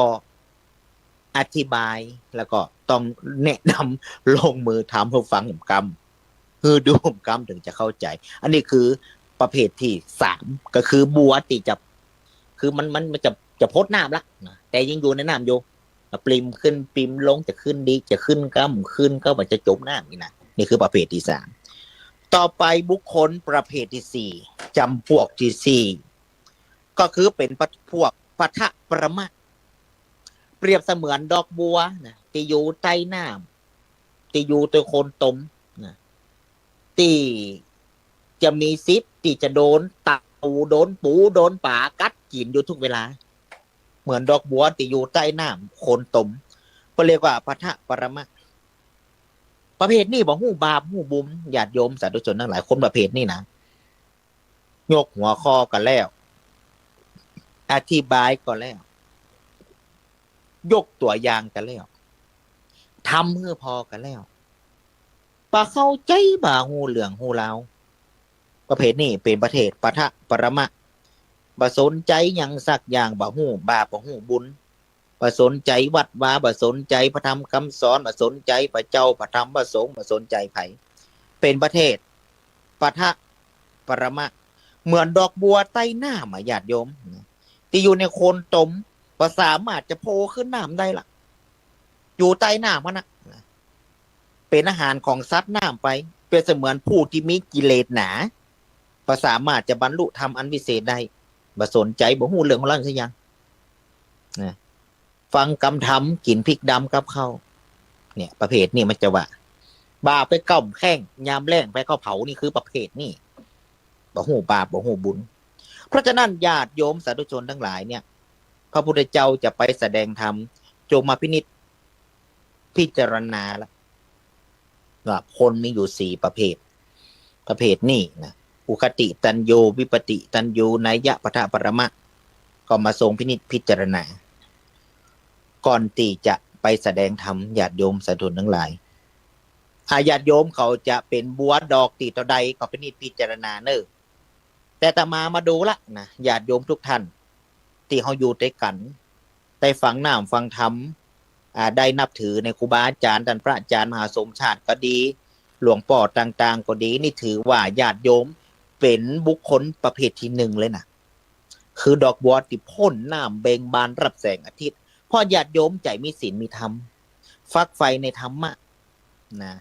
บ่มีกิเลสบ่มีตัณหาจิตใจเป็นบุญเป็นกุศลประกอบด้วยบุญกิริยาวัตถุโดยมีการฮือตานรักษาศีลภาวนาศรัทธาบ่ต้องกลัวละนะจะเป็นประเภท2 3 4เป็นประเภทที่1เลยนะเป็นประเภทที่1เนี่ยญาติโยมสาธุชนทั้งหลายนะพระเจ้าทรงพิจารณาแล้วว่าคนนะที่จะไปโปรดนะเวนยสัตว์เนี่ยก็มีอยู่4ประเภทด้วยกันนะ4ประเภทด้วยกันนะญาติโยมสาธุชนทั้งหลายแต่เพราะฉะนั้นถือว่าเขาเป็นผู้ที่มีบุญที่ได้เกิดมาพบปะพระพุทธศาสนาได้เกิดมาเป็นพุทธศาสนิกชนที่ดีมีการประพฤติปฏิบัติตามหลักในบวรพุทธศาสนา มีการฮือตานรักษาศีลภาวนาฟังธรรมปฏิบัติตนเป็นคนดีเป็นผู้สานิกชนที่ดีน่าถือว่าญาติโยมสาธุชนทุกท่านเป็นผู้ที่มีบุญนะญาติโยมสาธุชนทั้งหลายเพราะฉะนั้นเนี่ยอาตมาถึงได้บอกญาติโยมสาธุชนทุกท่านอยู่เสมอว่าการทำบุญนี่ทำไปเถอะญาติโยมสาธุชนทั้งหลายอาตมาคนหนึ่งนะที่เชื่อในบุญนะญาติโยมสาธุชนทั้งหลายบุญเป็นสิ่งที่เขาพอมาหันแต่บุญเป็นสิ่งที่เขาได้กระทำแล้วเขามีความสบายใจเขามีความปิติยินดีในบุญนั้นบุญมันจะเกิดเปิดไปว่าอย่างศรัทธาโอ้บุญกินบุญตาลบุญก้ามบุญจูมันตึงมีอันมาก้ามมันตึงมีอันมาจ่วยญาติโยมทำไปเถอะทำบุญทำความดีทำไปเถอะญาติโยมสาธุชนทั้งหลายใครจะว่าเขาจะได้กระจ่างเขาไม่ต้องไปสนไปอาศัยใจของมูนั่นนะเหมือนครูบาเจ้าศีลธรรมครูบาศรีวิชัยเพิ่นว่านะมารบ่มีบารมีบ่เกิดนะแต่มาเชื่อละเกินว่าญาติโยมทุกท่านน่ะที่ฟังอยู่ตรงนี้น่ะต้องมีเข้าหูมามันเวลาเขาไปนะเขาไปทำบุญไปร่วมกิจกรรมไปธรรมสัญจรไปเกี่ยวกับปฏิบัติธรรมนะไปทำกิจกรรมในทางด้านพระพุทธศาสนามันต้องจะมีคนหวังเขาจำจี้ให้ว่าฐานนั่นฐานนี่ว่าให้เปิดอย่างอันอย่างอีมันต้องไปสนครูบาศรีวิชัยเพิ่นว่ามารบ่มีบารมีบ่เกิดบุญเขาทำเขาได้นะบุญเขาทำเขาได้ไผทำไผก็ได้ไผบ่ทำไผก็บ่ได้นะญาติโยมสาธุชนทั้งหลายเพราะฉะนั้นอย่าฮือเฮาได้เสียเวลาบุญนะญาติโยมสาธุชนทั้งหลายอย่าฮือเฮาได้เสียเวลาบุญเสียเวลาบุญในที่นี้ก็คือจะได้อย่าเป็นเจ้าพูดแค่ในบัตรประชาชนอย่าเป็นชาวพุทธแค่ในทะเบียนบ้านอย่าเป็นชาวพุทธแค่ในน้ำคือเป็นชาวพุทธในน้ำของพุทธศาสนิกชนอย่าเป็นชาวพุทธตีเปิ่นว่าไว้ในปริศนาธรรมที่ว่าหนึ่งอยู่ไกลตาบ่มีน้ำกินจ่างปันมอดินบ่มีน้ำใจจ่างปันมอดินบ่มีมอใจเลี้ยงไก่ไว้มันบ่ขันใครขึ้นสวรรค์เพื่อไปแก้พาในวัดอันนี้เป็นปริศนาธรรมคำพังเพยที่มีมาเจนบรรพบุรุษนะศรัทธาจะได้ยินอยู่บ่อยๆนะแต่มาเจอละเกิดว่าญาติโยมที่ฟังอยู่ในขนาดนี้เนี่ยนะได้ฟังกาหมนนี่อยู่เลยๆบางเช่นว่าหนึ่งอยู่ใกล้ตาบ่มีน้ำกินจ่างปันมอดินมีมอใจมีน้ำใจนะเลี้ยงไก่ไว้มันบ่ขันใครขึ้นสวรรค์แก้พาในวัดมันจะเชื่อมโยงที่อาตมาบอกว่าอย่าเป็นเจ้าปุดแค่ในบัตรประชาชนอย่าเป็นเจ้าปุด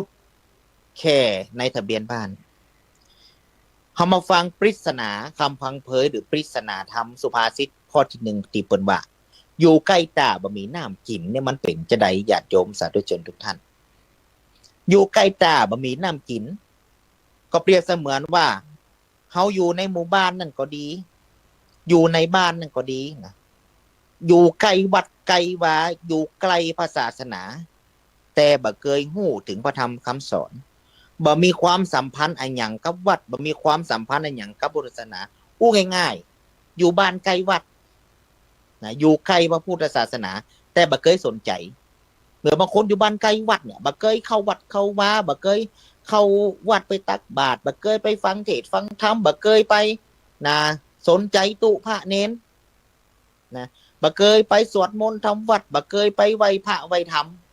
นะทั้งที่บ้านตัวอยู่ไกลวัดนะหมู่บ้านตัวเป็นศูนย์กลางพุทธศาสนาแต่บ่เคยที่จะสนใจอันอย่างเลยเนี่ยเป็นว่าอยู่ไกลตาบ่มีน้ำกินนะบ่เคยไปบำเพ็ญกุศลนะบ่เคยไปรับฟังธรรมะบ่เคยไปฟังธรรมบ่เคยไปทำบุญตักบาตรให้ทานบ่เคยรักษาศีลบ่เคยนั่งสมาธินะบ่เคยทำตนให้เป็นประโยชน์นะบ่เคยเป็นพุทธศาสนิกชนที่ดีทั้งที่บ้านอยู่ใกล้วัดอยู่ใกล้พระธรรมอยู่ใกล้พระพุทธเหมือนคนที่มีความหู้แต่อยู่ในตำรานะหู้แต่บ่เคยเอาไปเผยแพร่ไผ มันเคยเอาไปสอนไผในญาติโยมมันเคยไปแนะนำไผนะมีทรัพย์แต่อยู่ในมือของคนอื่นมีทรัพย์สมบัติแต่เอามาจ่ายการอย่างบ่ได้เนี่ยญาติโยมสาธุชนทั้งหลายนะเพราะฉะนั้นนี่คือบุคคลที่ว่าอยู่ใกล้ตาหรือบ้านใกล้ตาบ่มีน้ำกินนะอยู่ใกล้ตาบ่มีน้ำกินสองเป็นจ้างปั้นหม้อดินแต่บ่มีหม้อใจนะเป็นจ้างปั้นหม้อดินแต่บ่มีหม้อใจอันนี้แยกได้2ประการ1บางท่านเป็นตุเป็นพระเป็นตุเจ้าพระเนน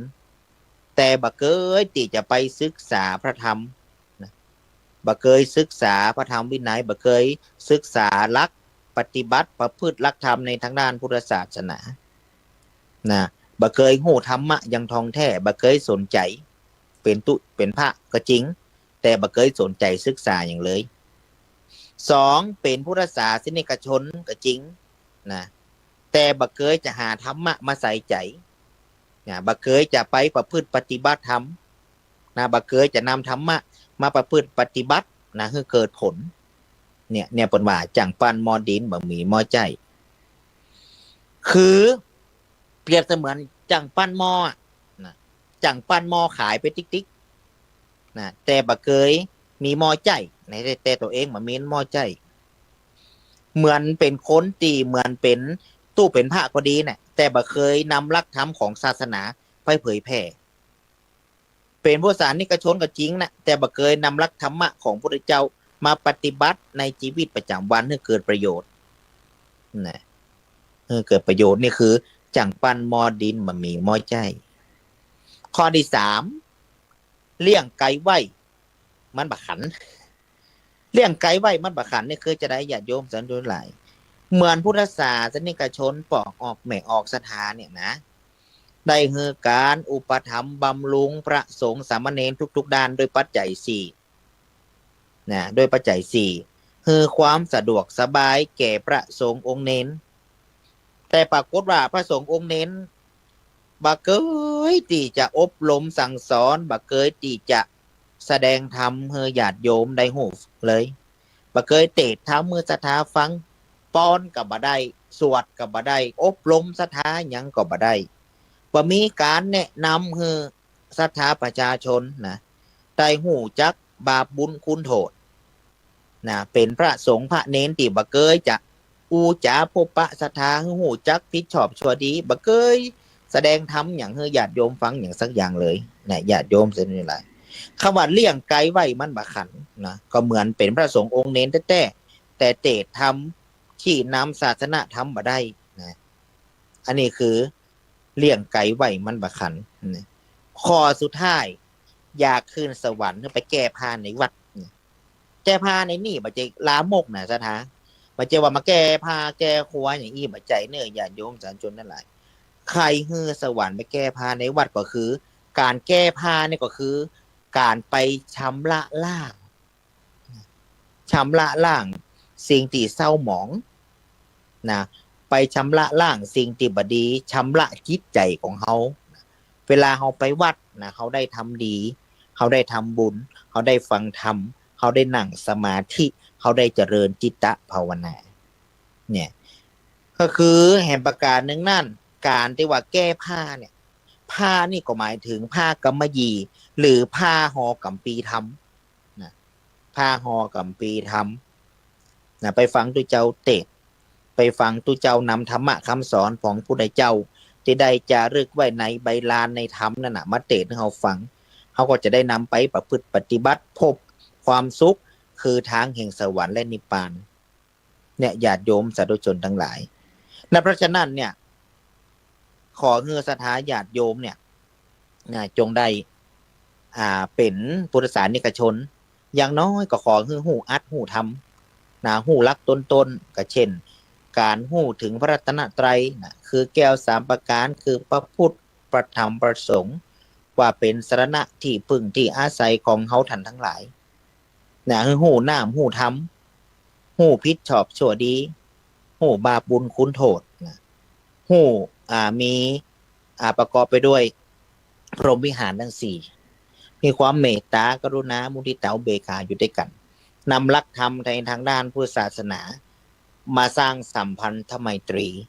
ต่อกันและกันนำหลักธรรมไทยในทางด้านพุทธศาสนามาสร้างสันติภาพสร้างความสงบสุขในการอยู่ร่วมกันต่อไปญาติโยมสาธุชนทั้งหลายซึ่งในตอนนี้ก็ใกล้จะสิ้นปีละ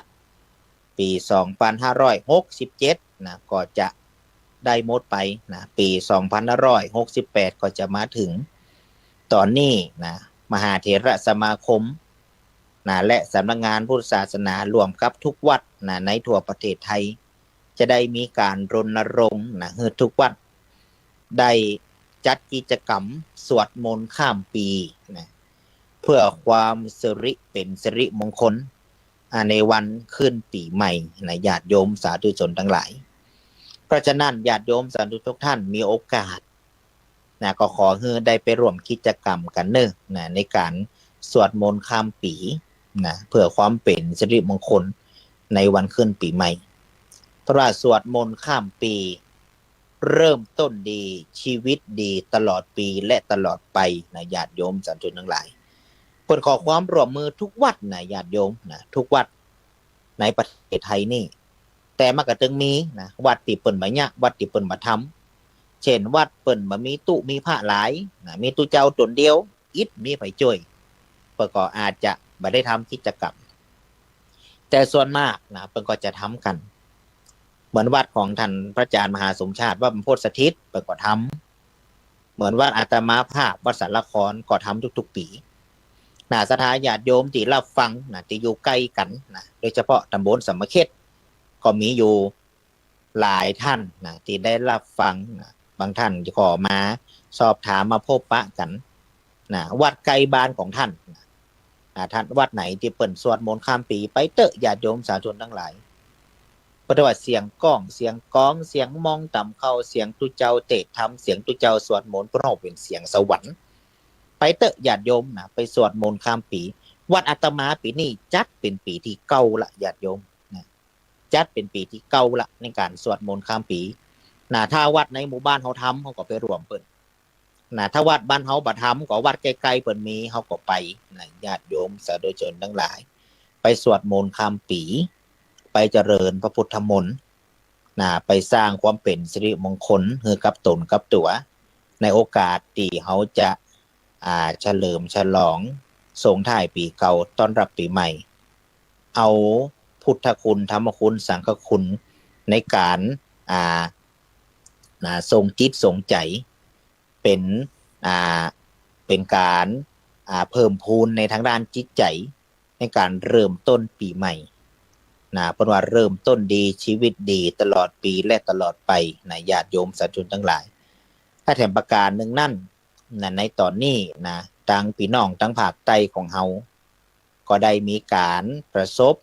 อุทกภัยญาติโยมสาธุชนทั้งหลายหลายจังหวัดหลายจังหวัดน้ำป่าไหลหลากเกิดอุทกภัยหลายจังหวัดอาตมาหันข่าวก็รู้สึกว่าโอ้เป็นน่าดีเอ็นดูมาย้อนดูถึงบ้านเฮาแต่ก่อนที่น้ำท่วมเปิ้นก็มาช่วยเหลือเฮาขนาดเหมือนกันอาตมาก็ได้ติดตามทางเฟซของท่านพระอาจารย์สมชาติท่านพระสมชาติก็ไล่สดได้ระดมทุนกับญาติโยม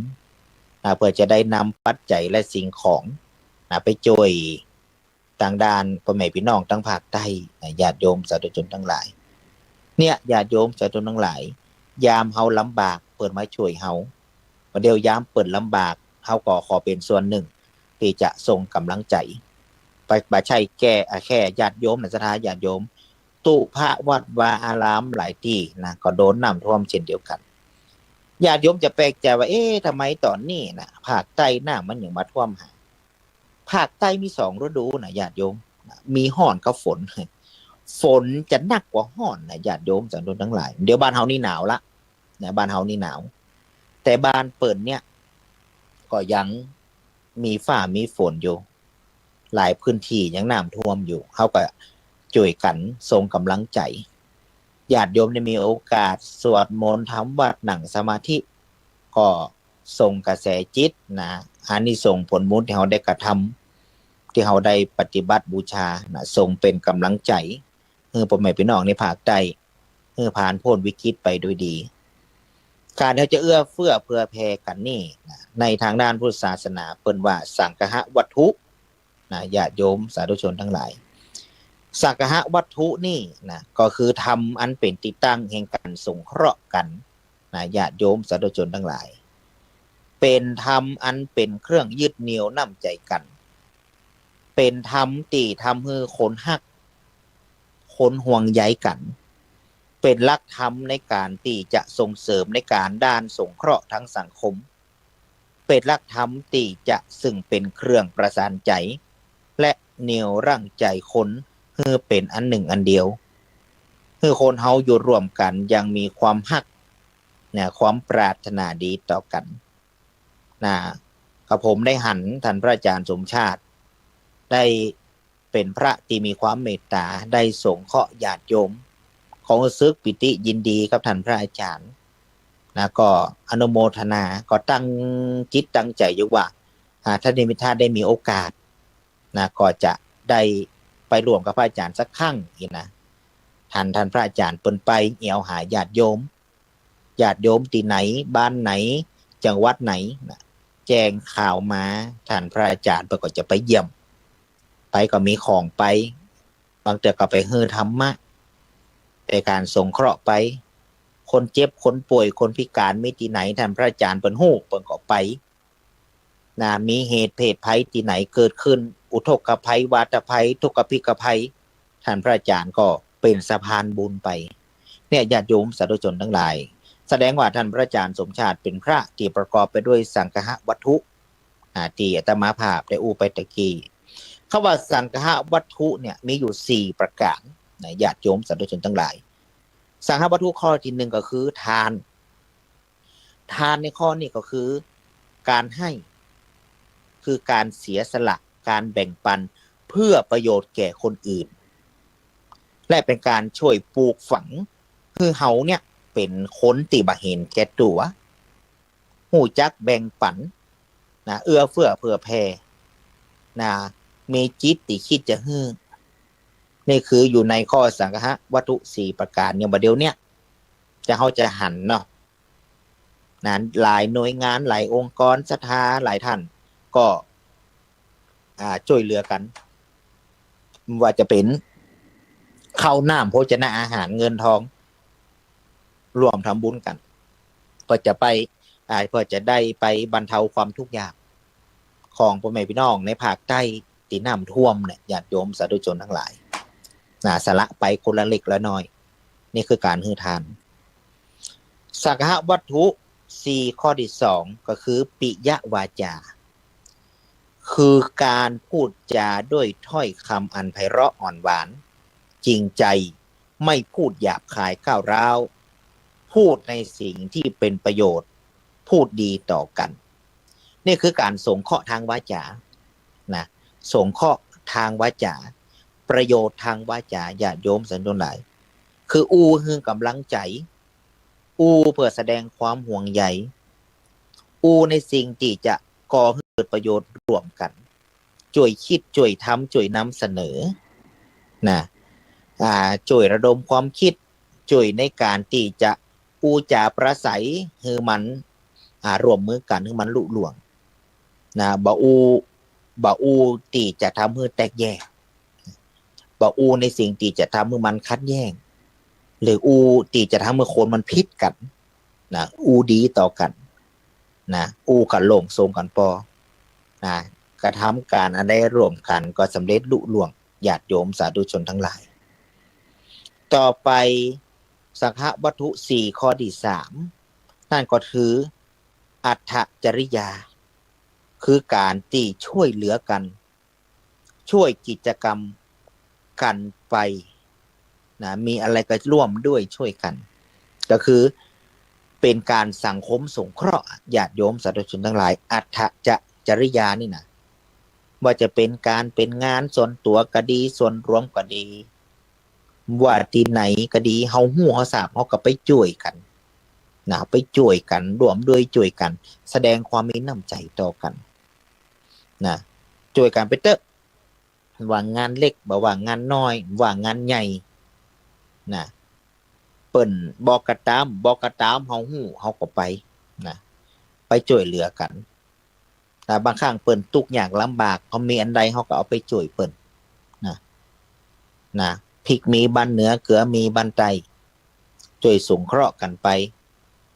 ช่วยเหลือกันสงเคราะห์กันโดยบ่ต้องหวังผลที่จะมาตอบแทนนะช่วยเหลือไปเถอะญาติโยมสาธุชนทั้งหลาย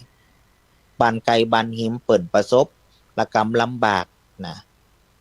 ทุกข์ยากกันนะกลับมามองที่เฮาเป็นคนที่พอมีพอกินก็ช่วยกันเพื่อแผ่แบ่งปันกันไปนี่คืออัตถจริยาและสังคหวัตถุ4นะข้อสุดท้ายก็คือสมานัตตาการเป็นผู้มีความสม่ำเสมอประพฤติตัวให้มีความเสมอต้นเสมอปลายวางตัวดีต่อกันนะคือเป็นบุคคลที่มีความสม่ำเสมอนะมีนิสัยใจคอเป็นกันเองนะญาติโยมสาธุชนทั้งหลายเขาเคยประพฤติปฏิบัติตนอย่างใดนะเขาก็ทำอย่างนั้นเขาเคยช่วยเหลืออย่างใดเขาก็ช่วยเหลืออย่างนั้นเขาเคยวางตัวเขาเป็นอย่างใดเขาก็วางตัวอย่างนั้นยกตัวอย่างอาตมาเคยหันมาหลายคนหลายท่านหลายหมู่บ้านทำดีมาตลอดนะญาติโยมช่วยเหลือเกื้อกูลมาตลอดหมู่บ้านวัดวาอารามมีการมีงานจะเป็นคนมีน้ำใจไมตรีมาตลอดปรากฏว่ามีแรงสนับสนุนมีกำลังใจเพิ่มมากขึ้น ก็อยากจะเป็นในส่วนของผู้นำต่างๆอุ้ยง่ายเด้อไปลงสมัครนั่นสมัครนี่ถ้าได้เป็นก็แล้วไปบางคนไปแล้วมาได้เป็นในเมื่อว่าได้เป็นละเอาละหน่อยเนื้อตำใจละเขาช่วยเหลือมาตลอดเขาหันความเขาดีเขาพอละคำนี้เขาช่วยอย่างละเขายุดละเนี่ยญาติโยมสาธุชนหลายนี่คือเป็นคนบาเสมอต้นเสมอปลายเพราะฉะนั้นนะสมานะนัตตาเนี่ยก็คือการเป็นคนที่เสมอต้นเสมอปลายทำไปเถอะทำมาต้องวางผลอย่างทำไปนะเขาเคยช่วยเหลืออย่างใดเขาเคยอยู่ในสังคมอย่างใดเขาเป็นคนที่มีน้ำใจไมตรีอย่างใดก็ทำไปญาติโยมสาธุชนทั้งหลายว่าต้องทำด้วยหวังอย่างต่างๆต้องเป็นคนเสมอต้นเสมอปลายนะแล้วก็ศรัทธาประชาชนชาวบ้านที่เปิดหันในความตีมีน้ำใจจิตอันเป็นเมตตากรุณาจิตอันตีดีของเขาเนี่ยเปิดจะสรรเสริญกันเองโดยบ่ต้องไปบอกต้องไปร้องขอเพื่อเปิดมายกยอเขานะทำความดีเพื่อเปิดหันเป็นตีประจักษ์ทำความดีช่วยเหลือด้วยบ่ต้องหวังผลตอบแทนทำความดีโดยบ่ต้องว่าจะต้องได้อย่างอันอย่างอีตอบแทนคืนมานี่ก็คือสมานัตตาการเป็นคนตีมีความสม่ำเสมอต้นเสมอปลายวางตัวดีต่อกันเนี่ยญาติโยมสาธุชนทั้งหลายอันนี้คือหลักของสังคหวัตถุ4ที่เข้ากับในสถานการณ์ปัจจุบันในภาวะปัจจุบันนี้ในญาติโยมสาธุชนทั้งหลายเพิ่นบอกว่าประเดี๋ยวเนี่ยเมืองไทยเฮามี3ฤดูมันแจ้ล่ะสถาประเดี๋ยวนี้มันบ่มีฤดูแล้วบางวันไข้ร้อนมันก็ร้อนไข้หนาวมันก็หนาวไข้ฝนตกมันก็ตกเพราะฉะนั้นอาตมาภาพก็ขอฝากความห่วงใยนะกับศรัทธาญาติโยมสาธุชนทุกท่านโดยเฉพาะญาติโยมที่รับฟังในขณะนี้ส่วนมากก็จะเป็นผู้สูงวัยนะเป็นผู้สูงอายุนะรักษานะสุขภาพกันตัวนะสุขภาพกันตัวเพิ่นว่าเมื่อเข้าสู่วัยชราเนี่ยนะวัยชราเนี่ยนะก็โรคภัยไข้เจ็บอย่างต่างๆนะมันจะมาง่ายญาติโยมสาธุชนทั้งหลายจงรักษาสุขภาพรักษาเนื้อรักษาตัวนะรักษาเนื้อรักษาตัวกันดีๆนะบัดเดี๋ยวนี้เริ่มเข้าหน้าหนาวละโรคภัยไข้เจ็บอย่างมันก็มาง่ายนะเหมือนพระพุทธเจ้าทรงแสดงในอภินหปัจจเวกข้อหนึ่งว่า พยาธิธัมโมมหิพยาทิงอนัตติโตเราเกิดมาแล้วย่อมมีความไข้เจ็บเป็นธรรมดาไม่มีใครที่จะสามารถความล่วงพ้นความไข้เจ็บไปได้เพราะฉะนั้นโรคภัยไข้เจ็บมันจึงมาหาทุกๆคนนะแต่อยู่ว่าที่เขาจะพยายามจะหู้ตัวหู้ตนรักษาสุขภาพเขาป้องกันบ่ให้โรคภัยไข้เจ็บต่างๆได้เข้ามาสู่ร่างกายของเขาได้เพราะฉะนั้นตอนนี้อากาศก็ลดลงญาติโยมสาธุชนทั้งหลายคือรักษาสุขภาพตัวด้วยความเป็นห่วงเป็นใยรักษาสุขภาพใจแล้วก็รักษาสุขภาพใจของเขาด้วยรักษาสุขภาพใจของเขาให้จิตใจเขาดีจิตใจเขามีธรรมะเป็นบุคคลที่มีจิตใจสูงจิตใจสูงแล้วก็เป็นคนที่มีจิตใจคือเข้าถึงน้ำถึงธรรมธรรมะขององค์สมเด็จพระสัมมาสัมพุทธเจ้าจะได้เกื้อกูลดูแลญาติโยมให้ได้อยู่ร่มเย็นเป็นสุขอันใดต่างๆบนโลกไปนี้เลิศเต้าพระรัตนตรัยเพิ่นว่าแก้วใดๆในโลกนี้ว่าจะแก้วเพชรนิลจินดาแก้วอันใดโลกอันในโลกนี้แก้วประการใดก็ตามยังบ่เต้าแก้วที่ชื่อว่าพระรัตนตรัยคือพระพุทธเจ้าพระธรรมพระสงฆ์ขอให้ญาติโยมสาธุชนทุกท่านจงยึดเอายังพระรัตนตรัยคือพระพุทธเจ้าพระธรรมพระสงฆ์เป็นสรณะที่พึ่งที่อาศัยที่เคารพของเฮาจะรับจะนอนขอให้ไหวพระกราบหนึ่งพุทโธเมนาโถพระพุทธเจ้าเป็นที่พึ่งของเรากราบสองพระธรรมธัมโมเมนาโถพระธรรมเป็นที่พึ่งของเรากราบสามสังโฆเมนาโถพระสงฆ์เป็นที่พึ่งของเราพระรัตนตรัยคือพระพุทธพระธรรมพระสงฆ์ก็จะได้ปกป้องคุ้มครองเฮาให้ได้อยู่รอดปลอดภัยอยู่ร่มเย็นเป็นสุขกายสบายใจจะได้เจริญในธรรมของพระพุทธเจ้าตลอดยิ่งขึ้นไปและในวันนี้ก็ขออาสุมาภัยครับญาติโยมเด้อคงจะบ่ได้โฟนอินกันเตือนเนาะเพราะโทรศัพท์มีเครื่องเดียวอาตมาจะอยู่เครื่องเดียวตะกี้ก็ถ้าเฮาโทรเข้ามาเนี่ยสายมันจะตัดเลยญาติโยมสาธุชนทั้งหลายตะกี้ก็ได้นำเรียนท่านพระอาจารย์แล้วว่าโทรศัพท์มีเครื่องเดียวท่านพระอาจารย์ก็แซวว่าได้แหมกรรมจะซื้อโทรศัพท์มาถวายก็ขอคงโอกาสเป็นในโอกาสต่อไปนะญาติโยมเนาะก็จะได้โฟนอินพบปะกันมีอย่างก็นำเรียนฝากทางผ่านทางท่านพระอาจารย์ก็ได้เพราะพระอาจารย์ก็มีเมตตาเนาะติดต่อกันมาตลอดถ้าญาติโยมคนใดอยากจะติดตามตัวของตุหรืออาตมาภาพก็ญาติโยมท่านใดที่มี Facebook ก็พิมพ์ชื่อหน้าเฟซเลยว่าพระครูปริยัติภัทรกิจนี่มันก็จะขึ้นมาเลยแอดเฟซมาก็ได้จะได้อู้กันจะได้หันว่าพระอาจารย์ทำอันหยังติวัดของอาตมาภาพก็เป็นวัดที่ถือว่าได้มีกิจกรรมอย่างก็หลายๆอย่างอยู่ญาติโยมก็จะได้ติดตามกันบางทีญาติโยมก็อาจอยากจะอู้จะจากันแต่ไม่ได้มีโอกาสก็ห้าปากเนาะข้างหน้านี่บ่เฮือได้พลาดละจะเตรียมโทรศัพท์เมื่อเรียบร้อยก็จะได้มีโฟนอินอย่างเข้ามาในวันนี้ก็เหลือเวลาแห่ง5 นาทีก็ขออนุโมทนานะครับท่านพระอาจารย์พระมหาสมชาติจันทปัญโยที่เมตตาขอพัดท่านมาหลายๆครั้งเพราะช่วงที่ผ่านๆมากิจการงานหลายญาติโยมก็คิดถึงอยู่คิดถึงพระอาจารย์คิดถึงญาติโยมอยากจะได้มาพบปะกันแต่ด้วยคัดข้องหลายๆประการเขาซึกเก่งใจกับท่านพระอาจารย์อยู่และในวันนี้ก็ซึกดีใจที่ได้มีโอกาสได้มาออกรายการได้มาพบปะได้มาสนทนาธรรมกับญาติโยมสาธุชนทุกท่านเห็นครั้งหนึ่งญาติโยมถ้ามีโอกาสก็มาพบปะมาแอวหากันได้ที่วัดตอนนี้อาตมาภาพก็ได้ทำปฏิทินปีใหม่เป็นปฏิทินปีใหม่ปี68มอบเพื่อสถานญาติโยมปีนี้ทำอยู่1,000 ชุดญาติโยมตอนนี้ใกล้จะหมดละเหลือ200 ชุดสุดท้ายแจกวันละ800 ชุด800 ชุดฉะนั้นญาติโยมท่านใดในตำบลสามัคคีเฮาก็ดีบ้านไกลบ้านหิมก็มารับได้ที่วัด เป็นปฏิทินเมืองเนอะญาติโยมมีหมดมือจันทร์วันดีวันเสียวันจมวันฟูวันเก่ากองวันแต่งงานมีหันหมดจะดูมือดูวันต้องมาหาตุเจ้าละดูคนเดียวที่บ้านอยู่มันจึงมีในปฏิทินนั้นหมด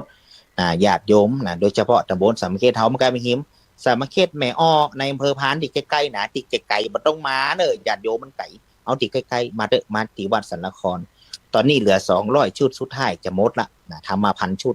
ใกล้จะหมดแล้วเด้อนะปฏิทินปีนี้อาตมาแจกหรือท่านใดจะเมตตาจากท่านพระอาจารย์มหาสมชาติก็ได้นะหันท่านลงเฟซท่านก็มีปฏิทินอยู่นะไกลไหนเขาก็นั่นนะเพื่อจะได้เป็นในการตีให้ญาติโยมเป็นของขวัญปีใหม่ด้วยเพราะฉะนั้นในวันนี้ก็ขออนุโมทนานะท่านพระอาจารย์ที่ได้โอกาสกับตัวกับผมได้มาพบปะได้มาสนทนาธรรมกับญาติโยมแห่งประการหนึ่งก็ได้มาพบปะเพื่อจะบังฮือมันจะบังฮือได้ลืมกันเนาะญาติโยมไม่ได้ลืมกันแต่มาไม่ได้ลืมญาติโยมเนอะคิดถึงอยู่ตลอดในโอกาสวันนี้ก็ขอขอบคุณในความเมตตากราบนมัสการในธรรมพระอาจารย์เป็นอย่างสูงบุญใดกุศลใดเนาะที่ญาติโยมสาธุชนทุกท่านได้กระทำบำเพ็ญอานิสงส์ของการฟังธรรมก็ดีอานิสงส์ของการประพฤติปฏิบัติธรรมของญาติโยมทุกคนก็ดีขอจงเป็นตบะเป็นเดชะเป็นภรวะปัจจัยดลบันดาลอภิบาลรักษาให้ญาติโยมได้มีแต่ความสุขความเจริญนะปราศจากโรคภัยไข้เจ็บเจริญในธรรมของพุทธเจ้าคือจตุรพิธพรใจทั้ง4ประการอายุวันนะสุขะพระปฏิภาณนัสสารสมบัติมันถูกที่พาราติการในโอกาสข้างหน้านะถ้าจะได้มีโอกาสได้มาออกอากาศกับญาติโยมวันไหนนะท่านพระอาจารย์ก็จะได้แจ้งครั้งหนึ่งในวันนี้ก็ขอยุตินะการสนทนาธรรมมาเพียงแต่อีก่อนก็ขอคืนเวลาให้กับท่านพระอาจารย์พระมหาสมชาติชาตปุญโญไว้ณโอกาสนี้นะครับขอกราบนมัสการและขอเจริญพรญาติโยมทุกท่านครับครับขอบคุณครับท่านอาจารย์ครับครับผมสาธุศรัทธาญาติโยมจบลงไปเนาะท่านอาจารย์พระครูปริยัติภัทรกิจวัดสันละครอำเภอพานจังหวัดเชียงรายนะก็เป็นตัวแทนพี่น้องตังเชียงรายอีกรูปหนึ่งครูบาอาจารย์ตังเชียงรายอีกรูปหนึ่งได้เปิดโอกาสให้ครูบาอาจารย์ได้มาพบปะกับศรัทธาญาติโยมได้นำข้อคิดสกิดใจข้อธรรมต่างๆมาฝากมาแบ่งมาปานได้กันเยอะเลยเนาะวันนี้เอาละศรัทธายังมีสายเข้ามาอยู่กะยังฟังอยู่กะโยมแม่จ้าเดี๋ยวก่อนใจเย็นๆมีกะเดี๋ยวถ้าไปจะโทรหาจ้าเจ้าขอส่งให้ถ้าอย่างไรก็ส่งมาให้แม่กับน้าเจ้าแม่เจ้าแม่วิรัชยาเจ้าแม่จ้าเดี๋ยวถ้ามันได้ของมาก่อนจะโทรหาเป็นจะบอกในรายการว่าตอนนี้มีของตัวใดอีกเนาะเจ้าแม่จ้าสาธุเจ้าสาธุเวลาหมดเวลา